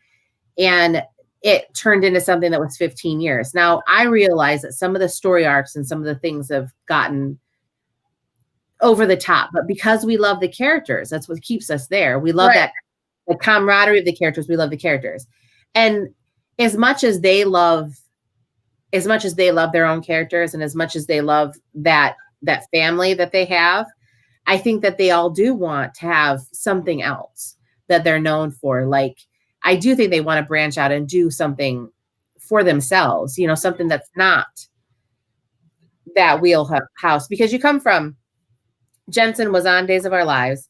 He did a couple of not so good movies and people really doubted his acting ability. He got Supernatural, and in between did another couple of movies and it wasn't terrible. He was on Smallville. He was on Smallville, and they changed his character because he ended up getting Supernatural. So he was like a kind of a good guy that they wrote into a bad guy and to write him off, Yeah. And so, I mean, I get why we do that, but at some point we have to let the characters rest. Yes. More Crowley. I think they should have never let him leave. They should have never let Crowley leave, because he was like, there's the trio. You got Sam, Dean, and Castiel, and Crowley was that needed anti-hero that, you needed his.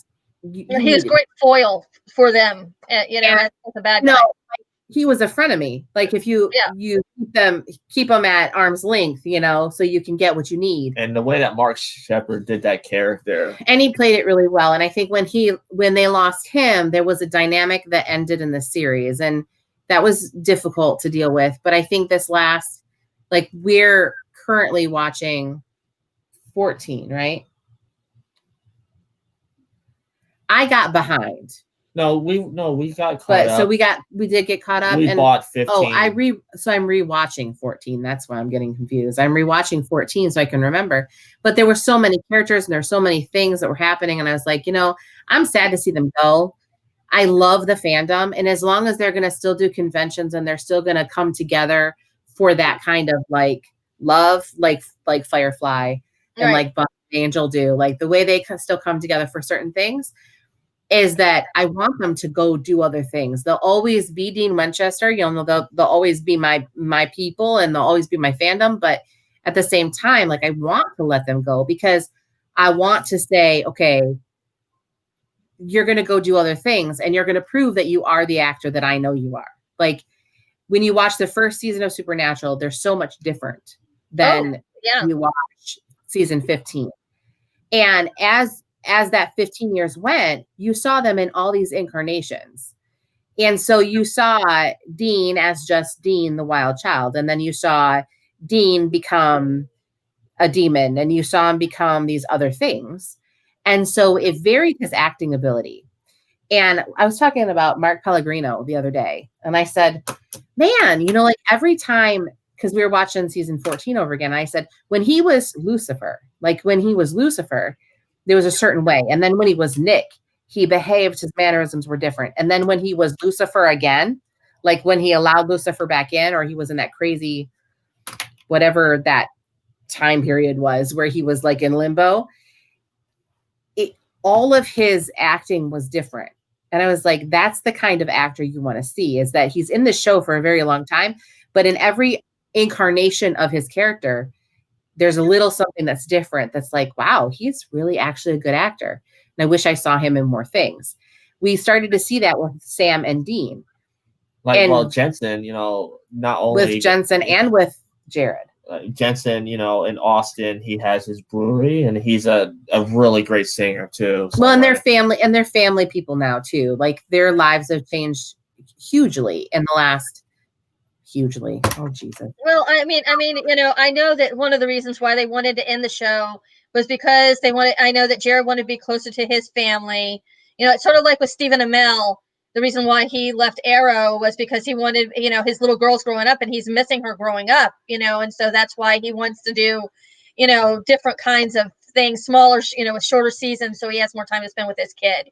And it's sort of like the actor who played Bobby on Supernatural, why he left was to spend more time with his special needs daughter, you know, and then he just came back and guest starred. So, you know, I get what you're saying about these actors, but the thing is that, I mean, now there's more shows out there where they can actually go and grow and do something completely different, you know, but then you also have actors who are really good, like Eddie McClintock, for example, on Warehouse 13, who can't get a job.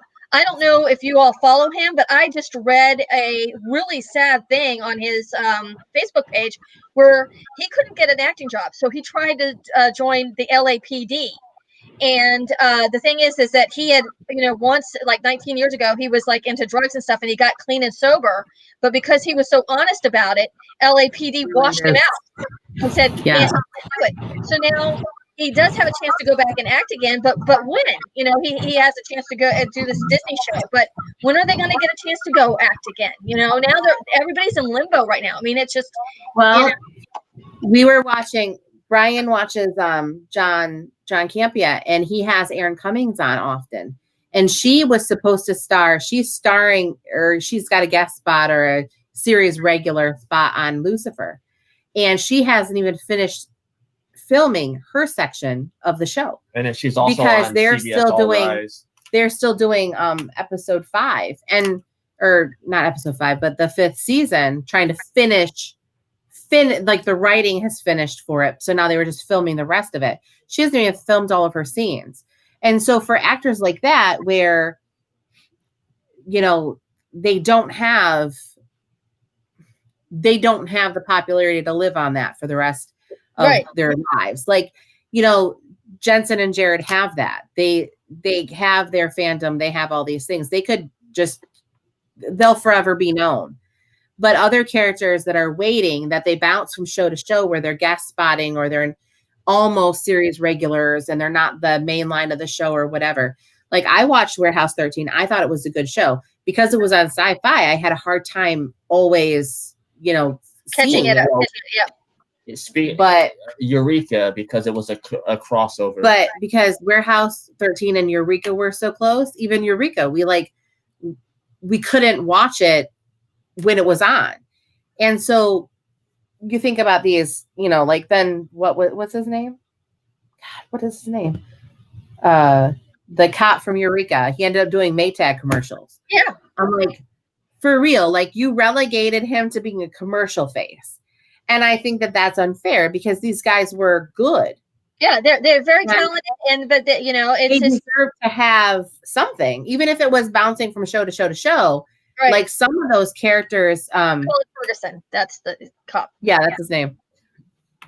And so some of the characters on TV that we see, they're like supporting characters, and we see them all the time. So their face is so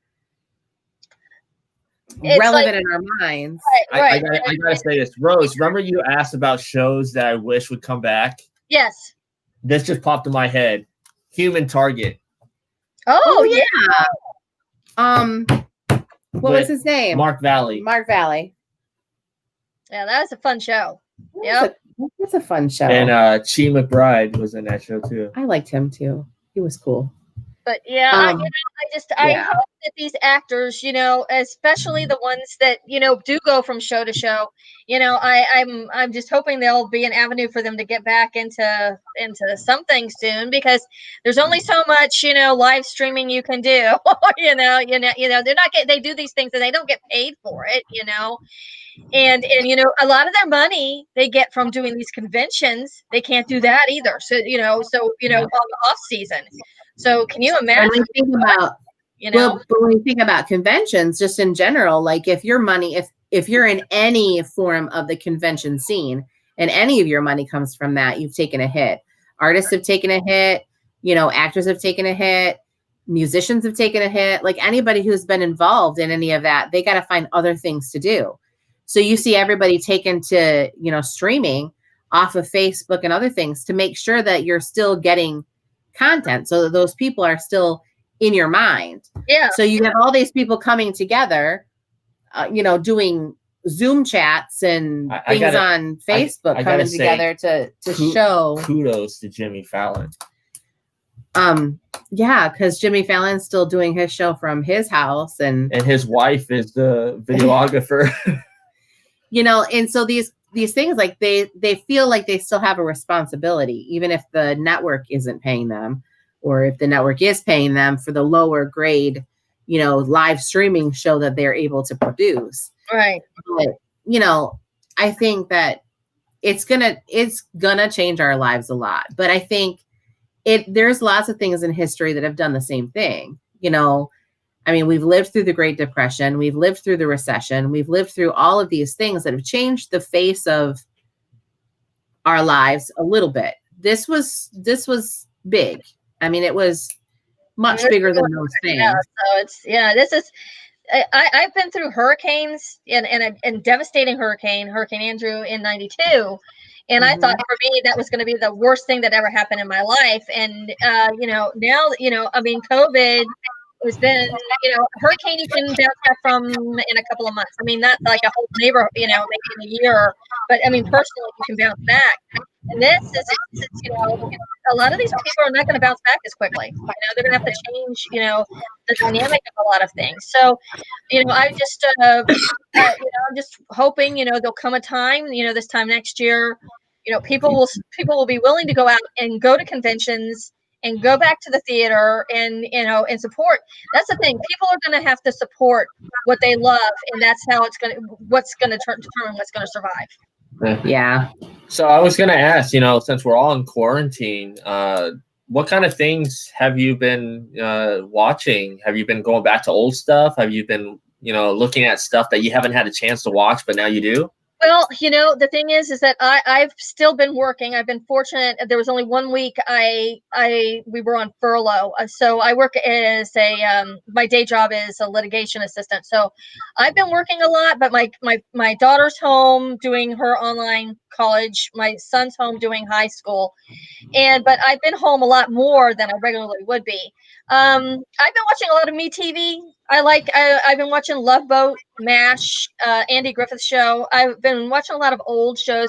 I was able to catch up with Picard on CBS All Access, which I really enjoyed that series. It was a lot different from Star Trek: The Next Generation, and I know a lot of fans didn't like it because of that.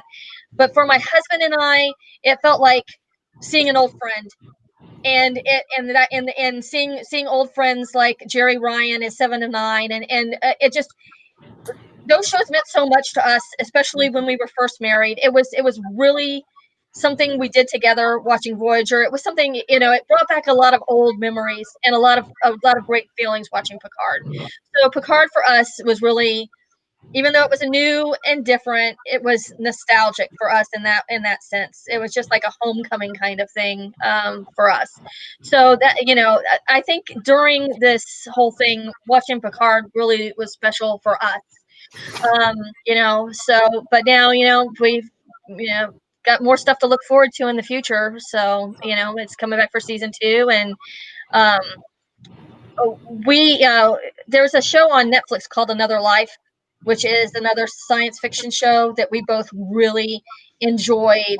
Those kind of shows that I can share with my husband and enjoy. Those kind of things mean more, and they might mean something because it's like,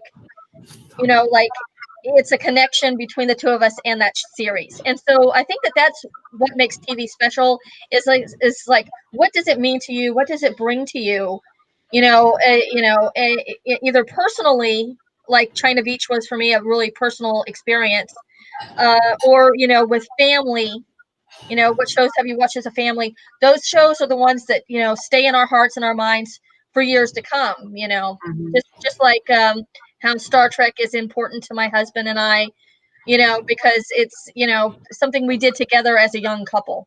And so, it's just, I love the television medium. It's I don't know. I think it's more personal than the movies. I mean, some movies can really, stick with you, but I think television more so, because you have these characters that you're with for a long time, like Sam and Dean, or, on Cheers, you had Diane and Sam, and, then, and Norm. And those people, they become kind of like your family after a while. They become a part of you, even though you don't, you're not there. It's kind of a part of it, Yeah. It's funny. I mean, it's funny that you say that, because now that I have a lot more time to watch other things things that I wouldn't have normally watched. So there's the three shows. So, well, yeah, let's put a list of suggestions for people to check out.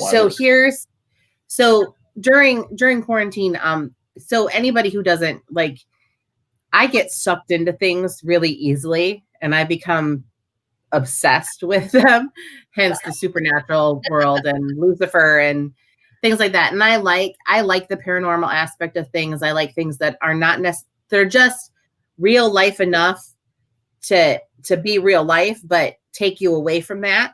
Right. And so recently I've watched a lot of stuff that was way more real life. And so just recently there were 3 shows that I had been I've watched. I've watched Zoe's Extraordinary Playlist. And so she believes it's on NBC. And we watch it on Hulu because we only have streaming. We don't have cable. Well, we have Spectrum streaming, but I don't really count that. And so that show she's got this superpower where she hears people's heart songs, and there's a whole dynamic and a storyline about her and her dad. And so if anybody who knows me knows that I lost my dad really early, and my life is separated into the time that I had with my dad and the time that I don't.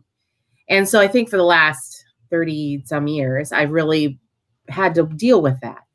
And so a lot of those things that I didn't deal with as a kid and didn't know how to deal with as a teenager and a 20 something, I'm looking at now and saying, wow, that's my life. Like, I've gone through that. I've said that. I've lived that. And so you become really attached to those characters and that storyline, and trying to see, well, all of these people are losing their dad, and they're doing it at different times in their lives than I did. And so Zoe's Infinite Playlist, while it's a comedy, there's that really strong, storyline of her and her dad, and accepting the fact that time that she has with him is limited. And so she has to make it matter. And there's all these other things that are happening, all these other people and all these other songs and stories and things that are happening in the show. But there's that one that that drives me to watch it every week. And it's got a good cast. And it has an amazing cast with amazing voices, and just they're funny and they feel real. And then it doesn't hurt that Lauren Graham is also in that show.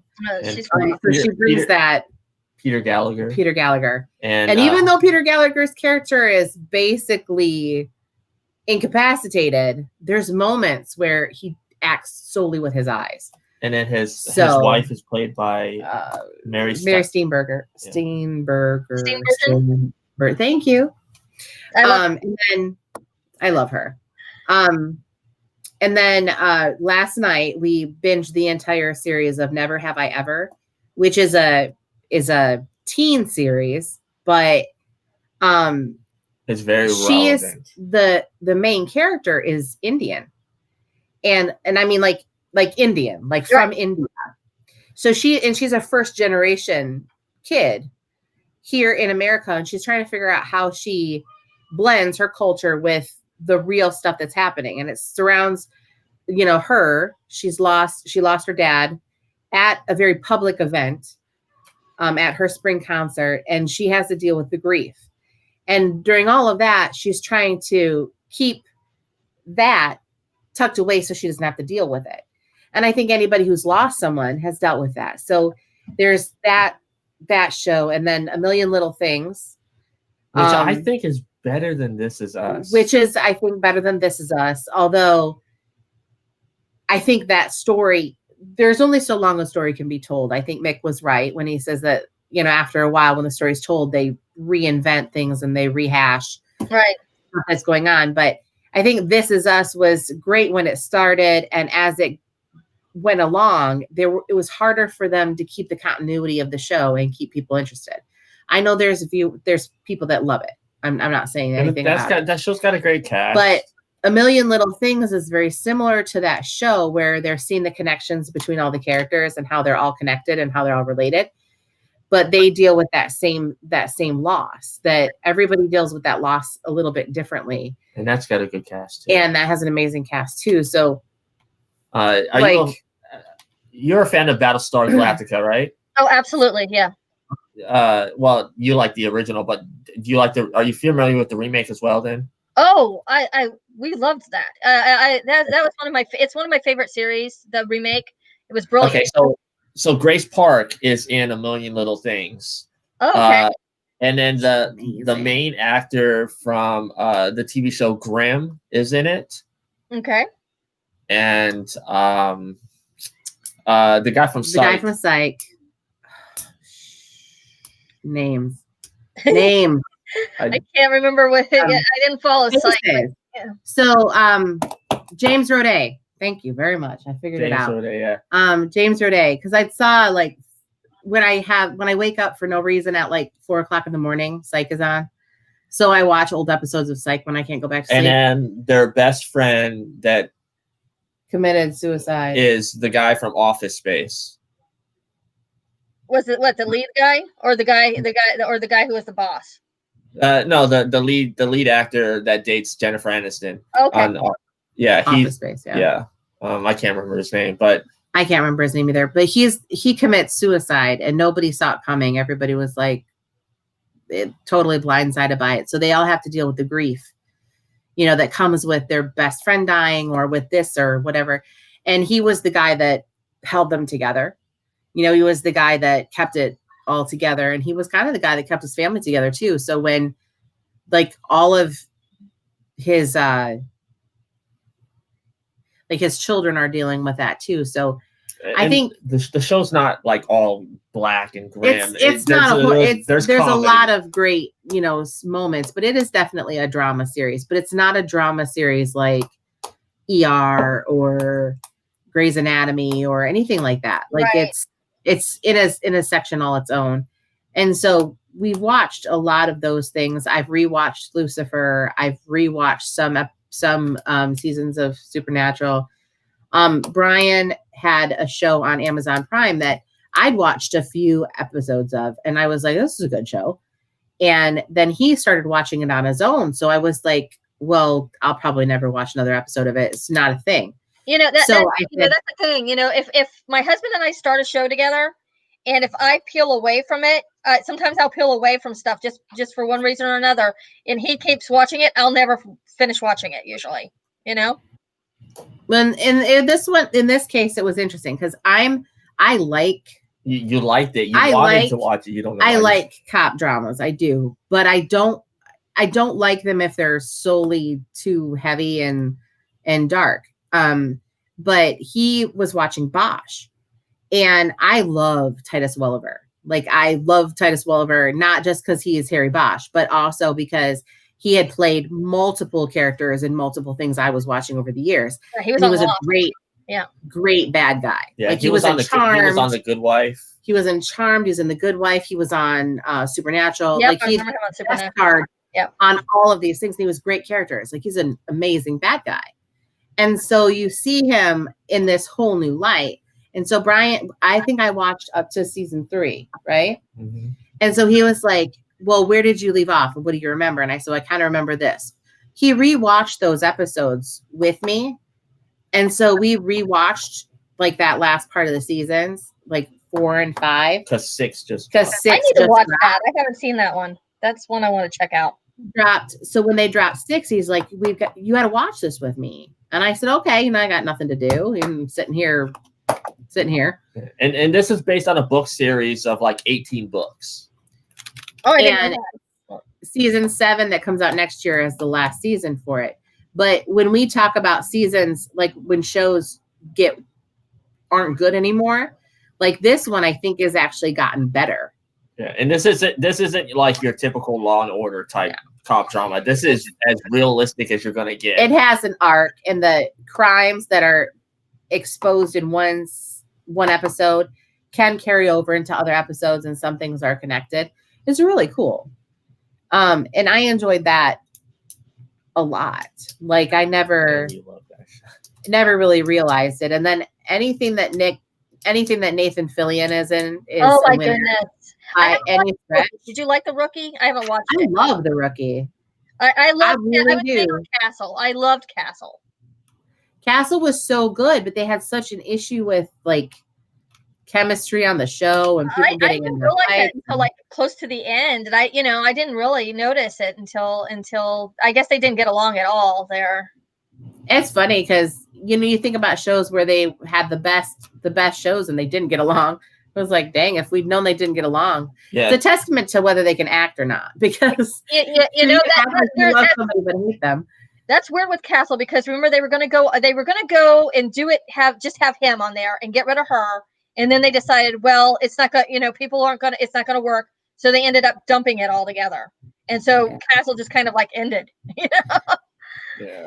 It was too bad. But like I said, it opened the world for him to be in another show, which is not his wheelhouse, but it's still very classically Nathan Fillion character. It's something I've wanted to check out, and I just haven't had the time. But it's like you said earlier, how you like to follow your favorite actors onto other shows, and soon there'll be Jared and Jensen doing their own thing, and fans are going to be watching that too, and waiting to see how that goes. I want to see the new Walker Texas Ranger. I want to check it out. And they've never said, the nice thing about that is that they've never said that it's the end of the character. Like at the end of Angel, when David Boreanaz said, this chapter is closed, I'm never doing another Angel anything.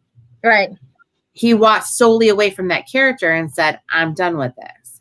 And it hurt a little. It stung a little for fans. But at the same time, he had to build an entire world of not being that character anymore. Yeah, and he doesn't do he doesn't do convention circuits. And he doesn't he doesn't do conventions, and he's not one of those actors that you're going to see at a lot of signings and things like that. So, except for San Diego, but that's just for the television show. But he was only there for the show that he was on. So at the end of the day, he had to make a name for himself in another way and make himself stay relevant. And I think that Jared and Jensen will have their fan base that'll follow them wherever they go. But like I've always listened to Jensen's music. Like we went and saw Steve Carlson when we lived in Vegas, and yeah, he was playing with Christian. He was Kane. playing with Christian Kane, which was he was on Leverage. Leslie from Angel, and he was on Leverage and the Librarian. Oh, I love the Librarian. And, you know, all those, like he's kind of that face that, and he's on Almost Paradise now, which is filmed in the Philippines. It's fun. It's a fun cop show. But you know, it's more like Kevin Bacon and how he and his brother have this whole different career on the side doing music, and you know, I can see Jensen doing that, you know, and doing both things down the line. And a lot of the cast of Supernatural has been on those albums and have kind of made it a thing. Like the convention that they do every year for Supernatural is everybody gets on stage and they all sing. And it's kind of like that's part of the tradition of the convention that I've never gotten to go to and probably will never. Well, because a lot of those actors are locked into creation. I mean, they put on good shows. They're just very expensive. I just creation is, you know, that angers me. I think creation angers me as a company. But you know, going back to that, and with like things like Supernatural and these long running series, they do have a rapport with each other. And even after a show ends, sort of like Star Trek: The Next Generation, you know that with the cast of Supernatural, 20 years from now, they'll still be getting together. And I think they're still going to be out there for the fans. And I think they'll come together for those conventions and celebrate it in that way. It'll still be like that. The sad thing, you know, is just like with Netflix series and these short-term series, I don't think you're going to have that kind of, you know, people aren't going to have that kind of following. It's going to be forgettable. It's not going to be as memorable. And you're not going to have, you know, they'll be doing a lot of different things. Well, Stranger Things depends on.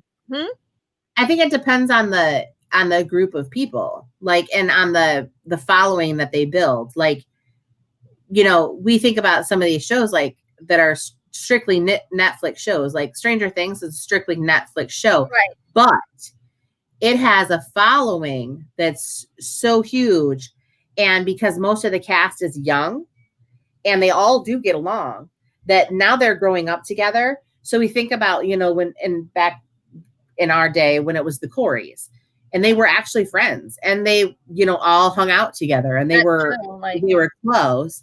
That, you know, they might not all have that, but the ones that do will be the lucky ones because the fan base will keep that show alive. Yeah, that's absolutely true.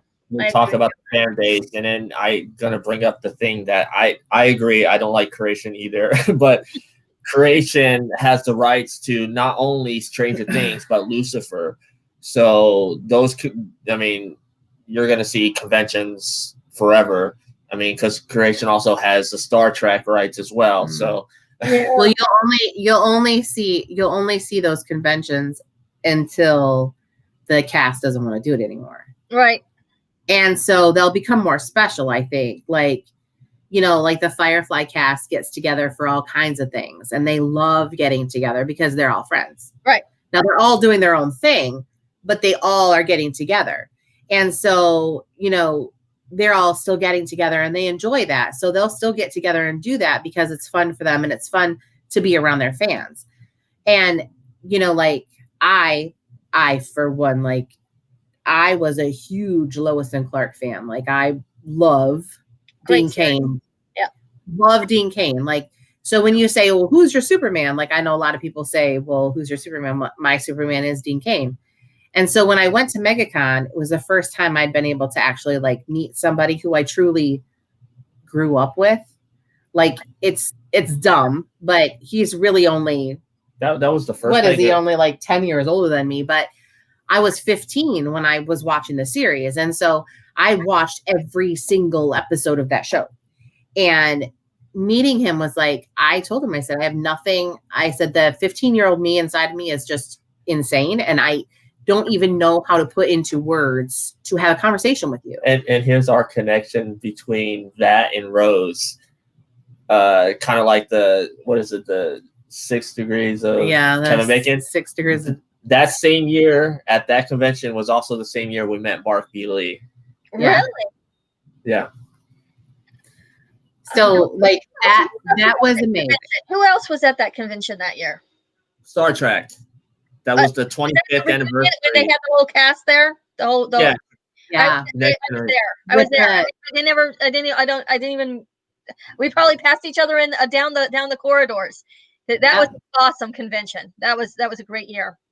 And so there was that, like, those moments in time that it solidifies why you were a fan of the show.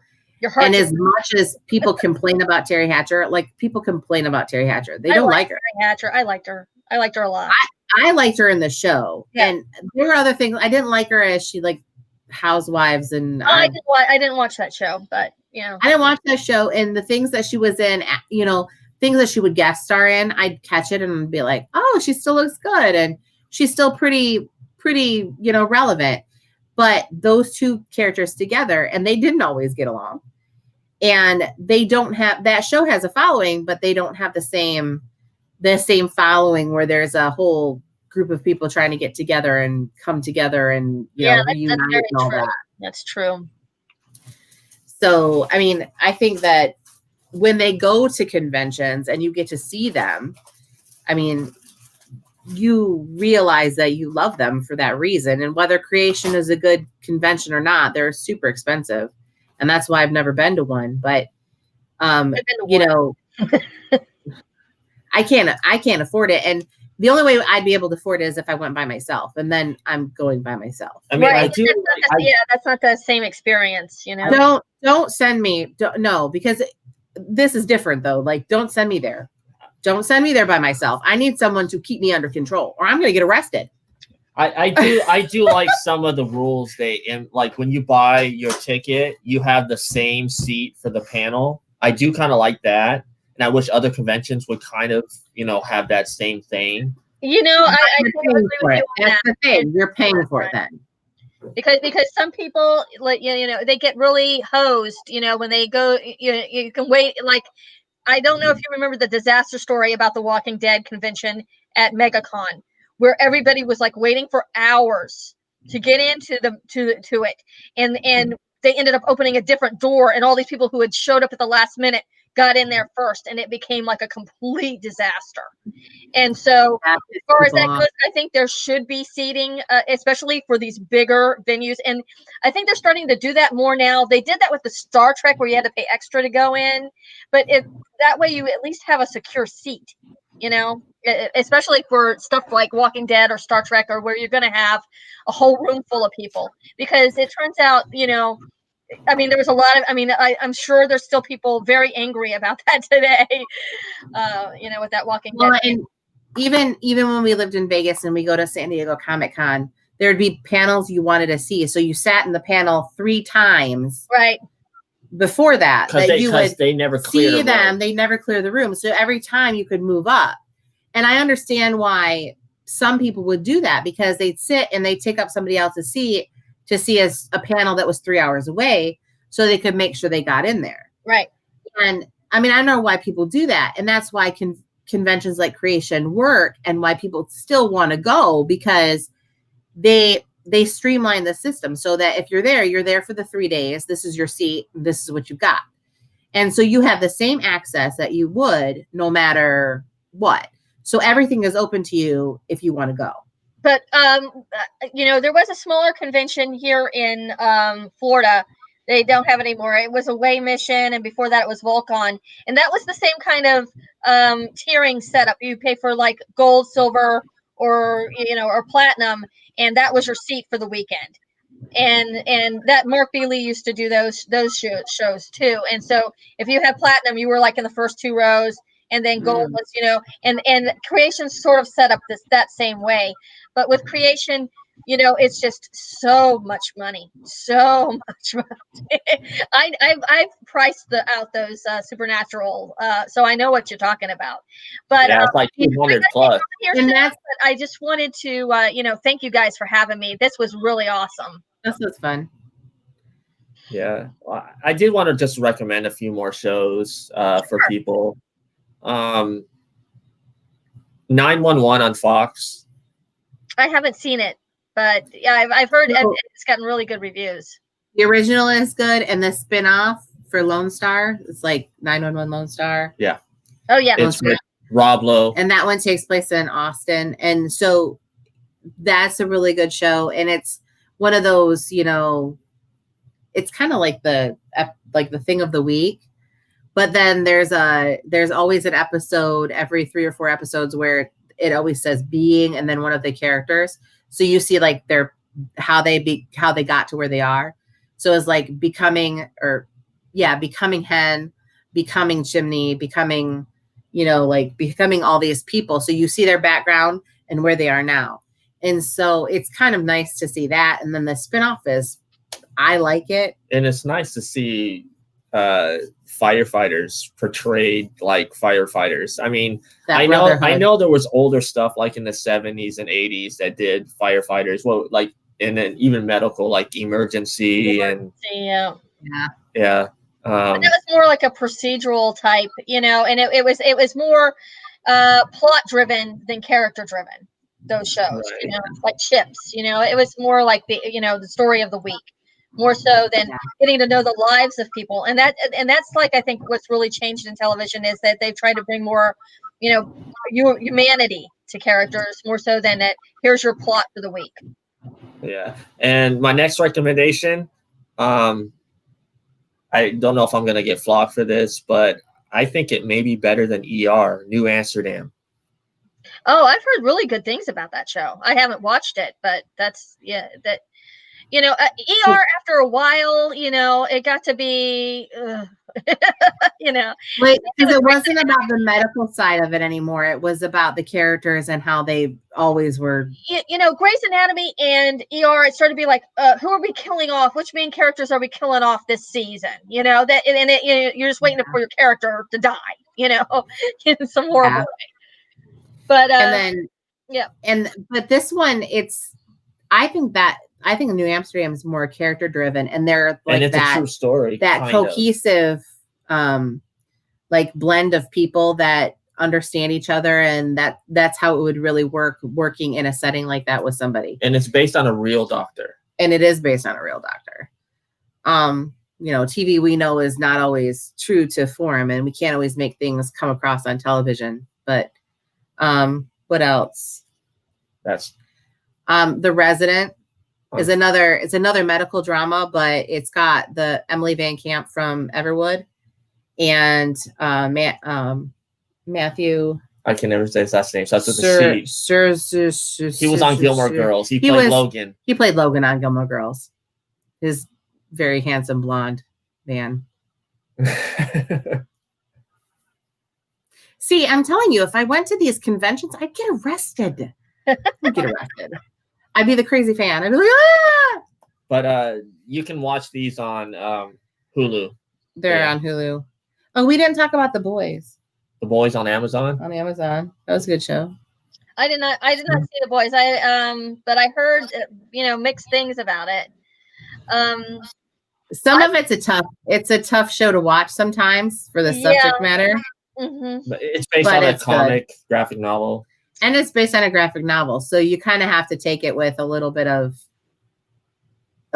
of salt that because it's based on a graphic novel, the true essence of it is kind of lost. But it's kind of like The Watchmen, you know, like like it's very gritty. It's some of it's it was tough to watch.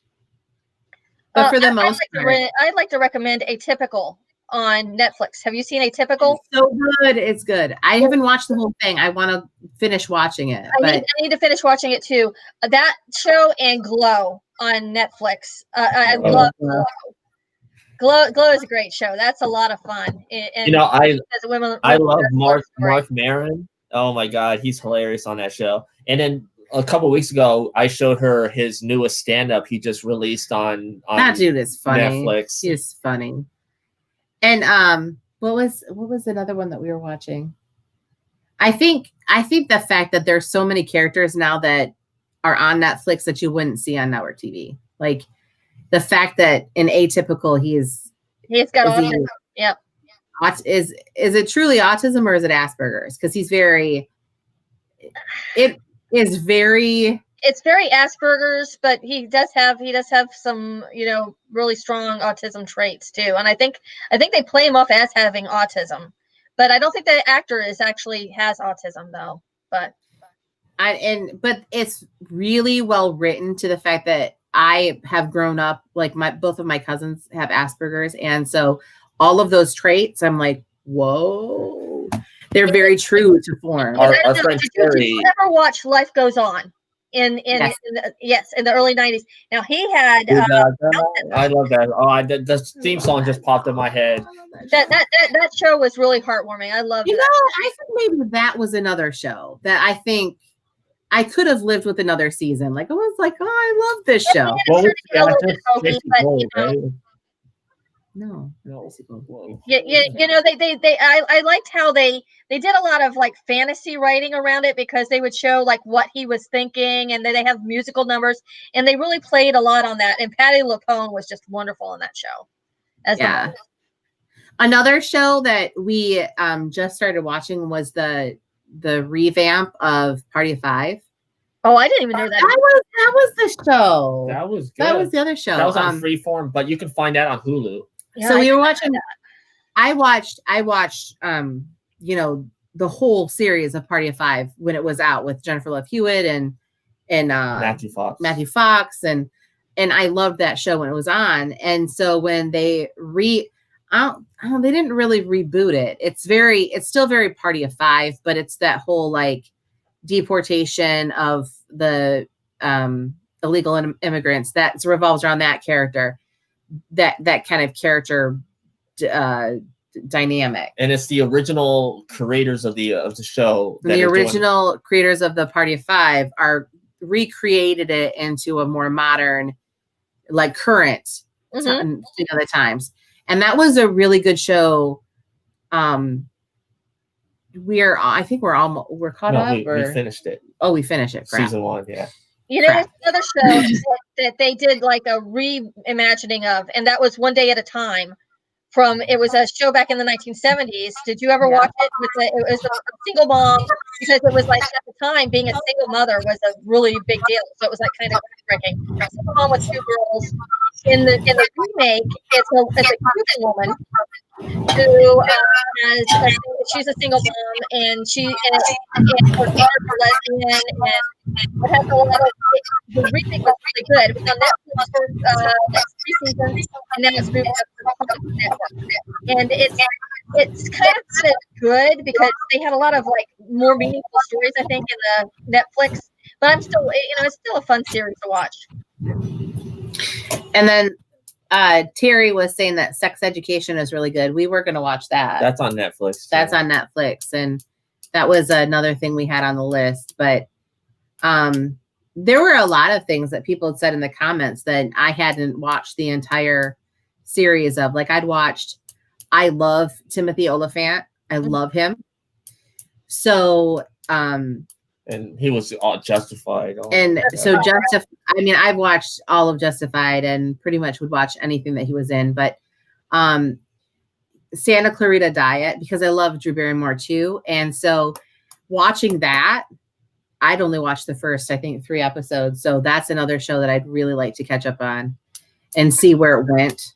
Because I know that Nathan Fillion was in that show too. And I didn't know that. Like, well, I've missed a lot of shows.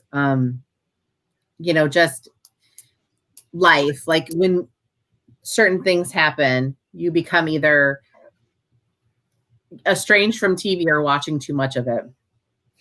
Currently, we're watching too much of it, but I think that the beauty of this time is to see what the things that you really enjoy. How some of them are, being remade or coming back. Like people are talking about the Marvel TV shows that, rewatching Daredevil or rewatching some of the other ones Jessica Jones. Yeah. Jessica Jones. I mean, that was a really, that was gritty. That was so gritty. We watched the first 2 seasons of it, right? Yeah. 2 seasons of it? I didn't finish watching the 3rd one. I didn't finish it. So there's a lot of stuff that we want to finish that we want to finish. We just didn't ever get back to it. But there are a lot of shows that it's nice to have those. It's nice to have an outlet where you can go back to shows that you'd watched before, like Netflix and Hulu. Like Hulu does stream some of the older stuff and too. Mick said, like you're seeing like new life with these, the streaming services and stuff. So like now, the thing that really made me mad, because my aunt was a huge fan of China Beach, just to bring that back up. Oh yeah. And so when it was canceled and then when it came back, she watched that last season and we watched it together. And there's the first time that I saw Dana Delaney and I loved her as an actress. Incredible. And so when I'd see her in other things, I'd end up watching the whole show. So like Body of Proof. Yeah, I was just gonna say that show needs to be. That show should have gotten another season 2. Yep, Jerry Ryan was in that too. Great show. Yeah, they were so good together. They were really good together. And so when we were trying to find that show on DVD, that show has not been released to DVD. And then when it was released, it's released with none of the original music. So a lot like Baywatch and a lot like those other shows where it's released with totally different music because they couldn't get the rights to it for DVD. Yep. And so it changes the tone of the show. Absolutely. Like I think they Gilmore did Girls finally was like that too. I think they did finally release China Beach. I haven't been able to find it at all. I'm really kind of annoyed. I have it on DVD. Haven't really gotten a chance to watch it, but I have. I had them all taped on VHS tapes, and I still have them. I haven't gotten rid of them. I still have them somewhere in a box somewhere. It's like I said, it's funny how we love them. Completely nuts. Yeah. But I've got to run. So thank you so much for having me. Oh, that's great. Have a great day and a good afternoon. Bye. Bye. Rose. Bye. Oh, that was fun talking with. That was fun talking with them. That's a wrap. So I just realized that I have today no actual eyeballs. Like you cannot see my eyes. Are you a demon? No, it's because they're swollen. I'm looking at the comments here that Terry's writing. It's interesting to we should scroll a little bit and catch up. So, so a couple of things that came from our watchers was they were reminiscing about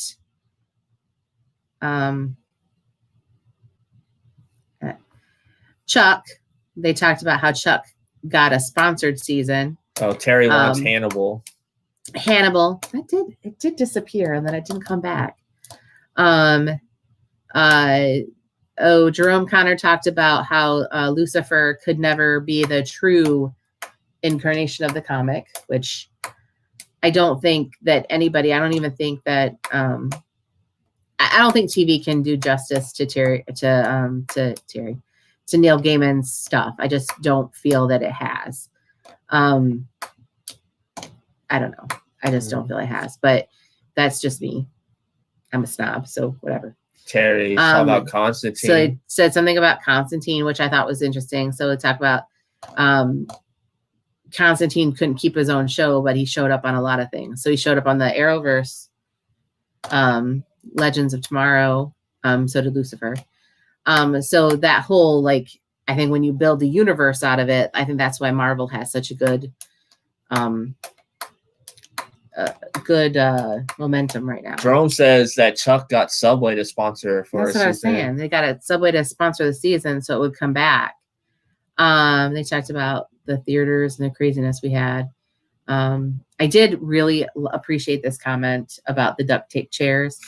So in our tiny little theaters, that we're trying to keep in repair and keep movies coming to the little cities, that we were sitting in duct tape chairs. Yeah. And, stained carpet. It was timeless. It was a good part of my life. Dang it. Stop that. That's funny. So Terry says, we can't get rid of Rosemary Rose that easy. We did. We talked her right into staying for a few more few more rounds. Oh yeah. And then they talked about what just happened. That was nutty. I'm trying to scroll through and not like mess things up completely. So it says, somebody mentioned Farscape. They mentioned how they can't see anybody but Chuck Norris being Walker, which it's Walker Texas Ranger is not necessarily Walker. It's I think they're going to kind of do what Hawaii 5-0 did. I think they're going to go that route. Be a more updated version. Action based. I guess. We'll see. I love Jared Padalecki, so I'll watch it just because it's Jared Padalecki. But to be honest, it's, let's call a spade is that Chuck Norris will always be Walker. And we didn't really talk about The Mandalorian, which is brilliant. I know. New next shows, maybe we'll do a Disney Plus show. So they talked about Santa Clarita Diet, which we didn't get to talk about as much, but lots of people were talking about Santa Clarita Diet, the Marvel TV shows, if they're still available, to catch up on. And it's also based on market where you are. We talked about The Boys. We talked about Atypical. We talked about Sex Education. I guess there's German TV shows on Netflix that people are saying were pretty good. The DC Dark series on HBO Max. Well, that'll be cool because Abrams. I'm good with seeing Constantine again. I really do enjoy that character, and I enjoy the actor who plays him too. But we didn't talk about anything that was on the DC streaming thing. We didn't talk about. Well, the only thing really to talk about that is, Titans is. Swamp Thing was really Swamp Thing was good. Doom Patrol. Come back. Doom Patrol is hilarious. But so I guess we'll have to do another episode of TV and have it more streamlined. I think maybe do TV episodes by decade or by genre, maybe. Oh yeah, that would be cool. Because when we say TV shows we love, it was a myriad of crazy, and we didn't talk about everything that we wanted to talk about. But it's kind of nice to hear from other people and, the times that we hold dear. Like we always talk about the 90s, and we talk about how the 90s were important to us, and that a lot of the stuff that happened in the 90s gets recreated. Oh, the 90s, Full House, recreated and came back, like Full House is now Fuller House, and some of the things that we watched and have been recreated. Saved by the Bell's coming back. I don't know. Zach Morris is the governor of California. It's nothing against Mark Paul. I really do. I love you, Mark Paul. But does that mean he can still freeze time and stuff? That'd be awesome. That'd be funny. That might be okay. It might be worth it. And not so much the college years. Let's just pretend that never happened. And Terry's still there.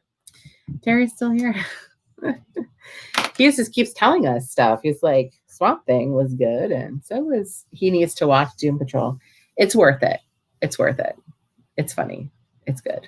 I liked it. Yeah, lots of good humor. And Alan Tudyk, pretty much amazing. Great villain. Okay, but come on now. You have really good, strong voices of people that are character actors. Like, I'm sorry, but people give Matt Bomer, they don't give him enough credit because he is pretty awesome. And there's another show that I thought was really good that he was in on USA. White Collar. That was a good show too. I forgot where that's at. See if we can't watch the rest of it. Did we ever finish that show? I don't know if we finished it. We watched a lot of it. But it's interesting. What is the upcoming Terry Pratchett Discworld? Discworld? I haven't heard of that one. I'll have to check it out. Discworld.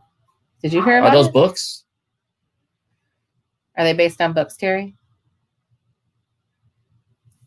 Oh, Brendan Fraser. Huh. Sorry, the little thingamajiggy was covering up Brendan.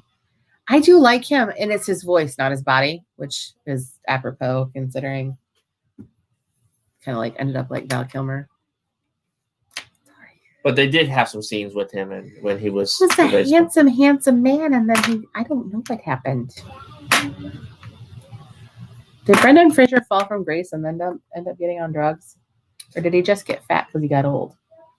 I don't know. Speaking of passing judgment on fat shaming anybody, I'm not. Hello. But I mean, like, it seems like that's funny though. That's what happens when they disappear. They become. We were watching The Voice, and you're like, into Carson Daly got fat.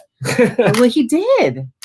I mean, I'm sorry, but on TRL, he walked around like his shit didn't stink, and now he's a fatty, which makes me so incredibly happy.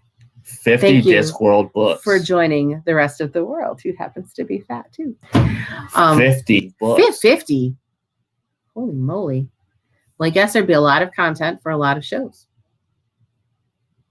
Well, they can do what they did for Bosch, because there's like 18 books. To kind of like myriad condense a couple books together for a season. I already had Color of Magic, Hogfather, and Going Postal. We're gonna write that down. Check that down. Write that down. Check that down. Oh my God. This is how you know you've been on the Good Omens feed for too long. Okay. I'm so sorry, but I did not like Good Omens. I might be a minority, but I didn't enjoy it. It was kind of too slow for me. It's too slow, and it's okay. So I'm one of those people. I'm one of those people that doesn't get British humor all that much. Like, everybody's like, "Oh, it's so funny," and I'm like, "I don't." American Gods. I think that's on stupid. Stars. American Gods. I'll write that one down too. I mean, I'm not opposed to giving Good Omens another chance. Anything written by Neil Gaiman is actually very good. My signature on my school email is a Neil Gaiman quote, so don't think that I'm a hater, but because I love Lucifer and I understand that it's not directly the comic, but it's similar enough. I think, although he's blonde. Oh. Color of Magic was the first 2 books together. Okay. Did I write that? Oh, I did. I wrote it down. Any other suggestions? You can put them in the comments, and we'll be probably able to check them out since we have nothing to do. I don't know how you stay home all the time. How do you stay home? How are you here all day? I like going to work. Work makes me happy. So I'm putting that out there right now, because this is actually getting way more airplay than my actual personal page. I want to go back to school, to my brick and mortar, with my kids in my classroom, sitting there. We can all stare at each other. I don't care. But I want to go back to school. And I want to send my children back to their teachers. I love my kids. Sandman, I think that's coming on Netflix. Is Joseph Gordon-Levitt still involved? I think he was involved in that. I read a little bit about it, but I didn't read enough. Well, Terry, thanks for joining us for the ride. hanging in there for the whole time. What time is it in Ireland right now anyways? It's 2:30 here. Well, 2:40. They're what, like 5 hours ahead of us? I don't know. I don't know. You're the one that deals with the time, the Irish stuff more than me. Anything across the pond is more your venue than mine. It's nighttime there. I'm pretty sure. It's like 8 o'clock there, I think. Oh, okay. Well, 8 o'clock's not so bad. I was going to say I think he is, yeah. Talking about Joseph Gordon-Levitt. Oh, okay. He wanted to bring the Sandman to Netflix as like a series. I like Joseph Gordon-Levitt. Love it. Yeah, when he was third rock from the sun. Yes, he was so cute. And then, of course, there was, 10 Things I Hate About You. Your favorite movie. It's 7:40 there. Okay, so you were pretty close. So he's just chilling. Just chilling. Yep. Are we done? I think we're done today. Man, TV. We watch too much. Those little things on Facebook that say if you watch more than, 70 of these, you have no life. And it's like a list of 230 TV shows. And if you can say you've watched every episode, you don't have a life. I'm like, then I don't have a life. Click all the boxes. I did. It's like heart. Like, I've watched 190 of these shows. Oh. I have no life. So he says, we just had episode 8 of The Mandalorian drop last night in Ireland. That's right, because they just got Disney Plus. Yeah. I'm glad we didn't talk about it then, Terry, because enjoy it. And then when we do talk about it, you'll have to chime in and see whether you enjoyed it as much as we did. But now that they have Disney Plus, so when season 2 drops, it's going to drop worldwide. They'll jump at the drop at the same time. They have that documentary coming out too this week, The Making of the Mandalorian. Oh, 8 episodes. Still feel like I'm living under a rock. How do you know stuff and I don't know? We're in the same house together all day long. How do I not know that? I can just see Terry right now. He's probably laughing his ass off.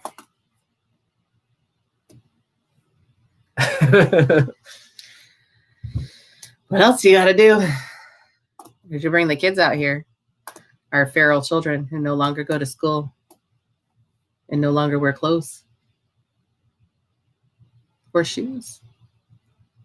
And hang from the ceiling fan as it spins. You know that show, the movie Problem Child, where the little John Ritter, devious child and everything that he used to get into.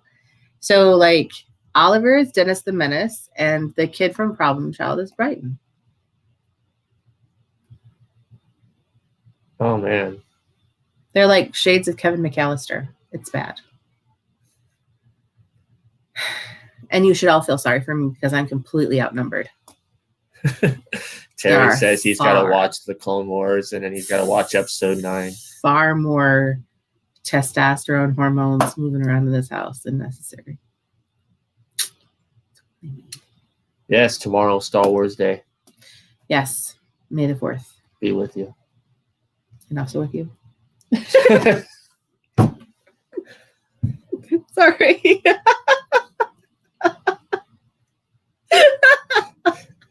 On that note, yeah, when the show ends, go ahead and feel free to drop some more comments. Some of your favorite TV shows that you're watching now, some of your favorites growing up, stuff you recommend. What are you watching during the quarantine? What are you binge watching now? What are you watching during quarantine? What have you found that you didn't realize that you'd enjoy? Cool stuff like that. Yeah. Drop it in the comments. And where you can find it if it is streaming. Yeah, and where you can find it. Because a lot of times it's hard to find things, depending on what you have. Until next time. Until next time.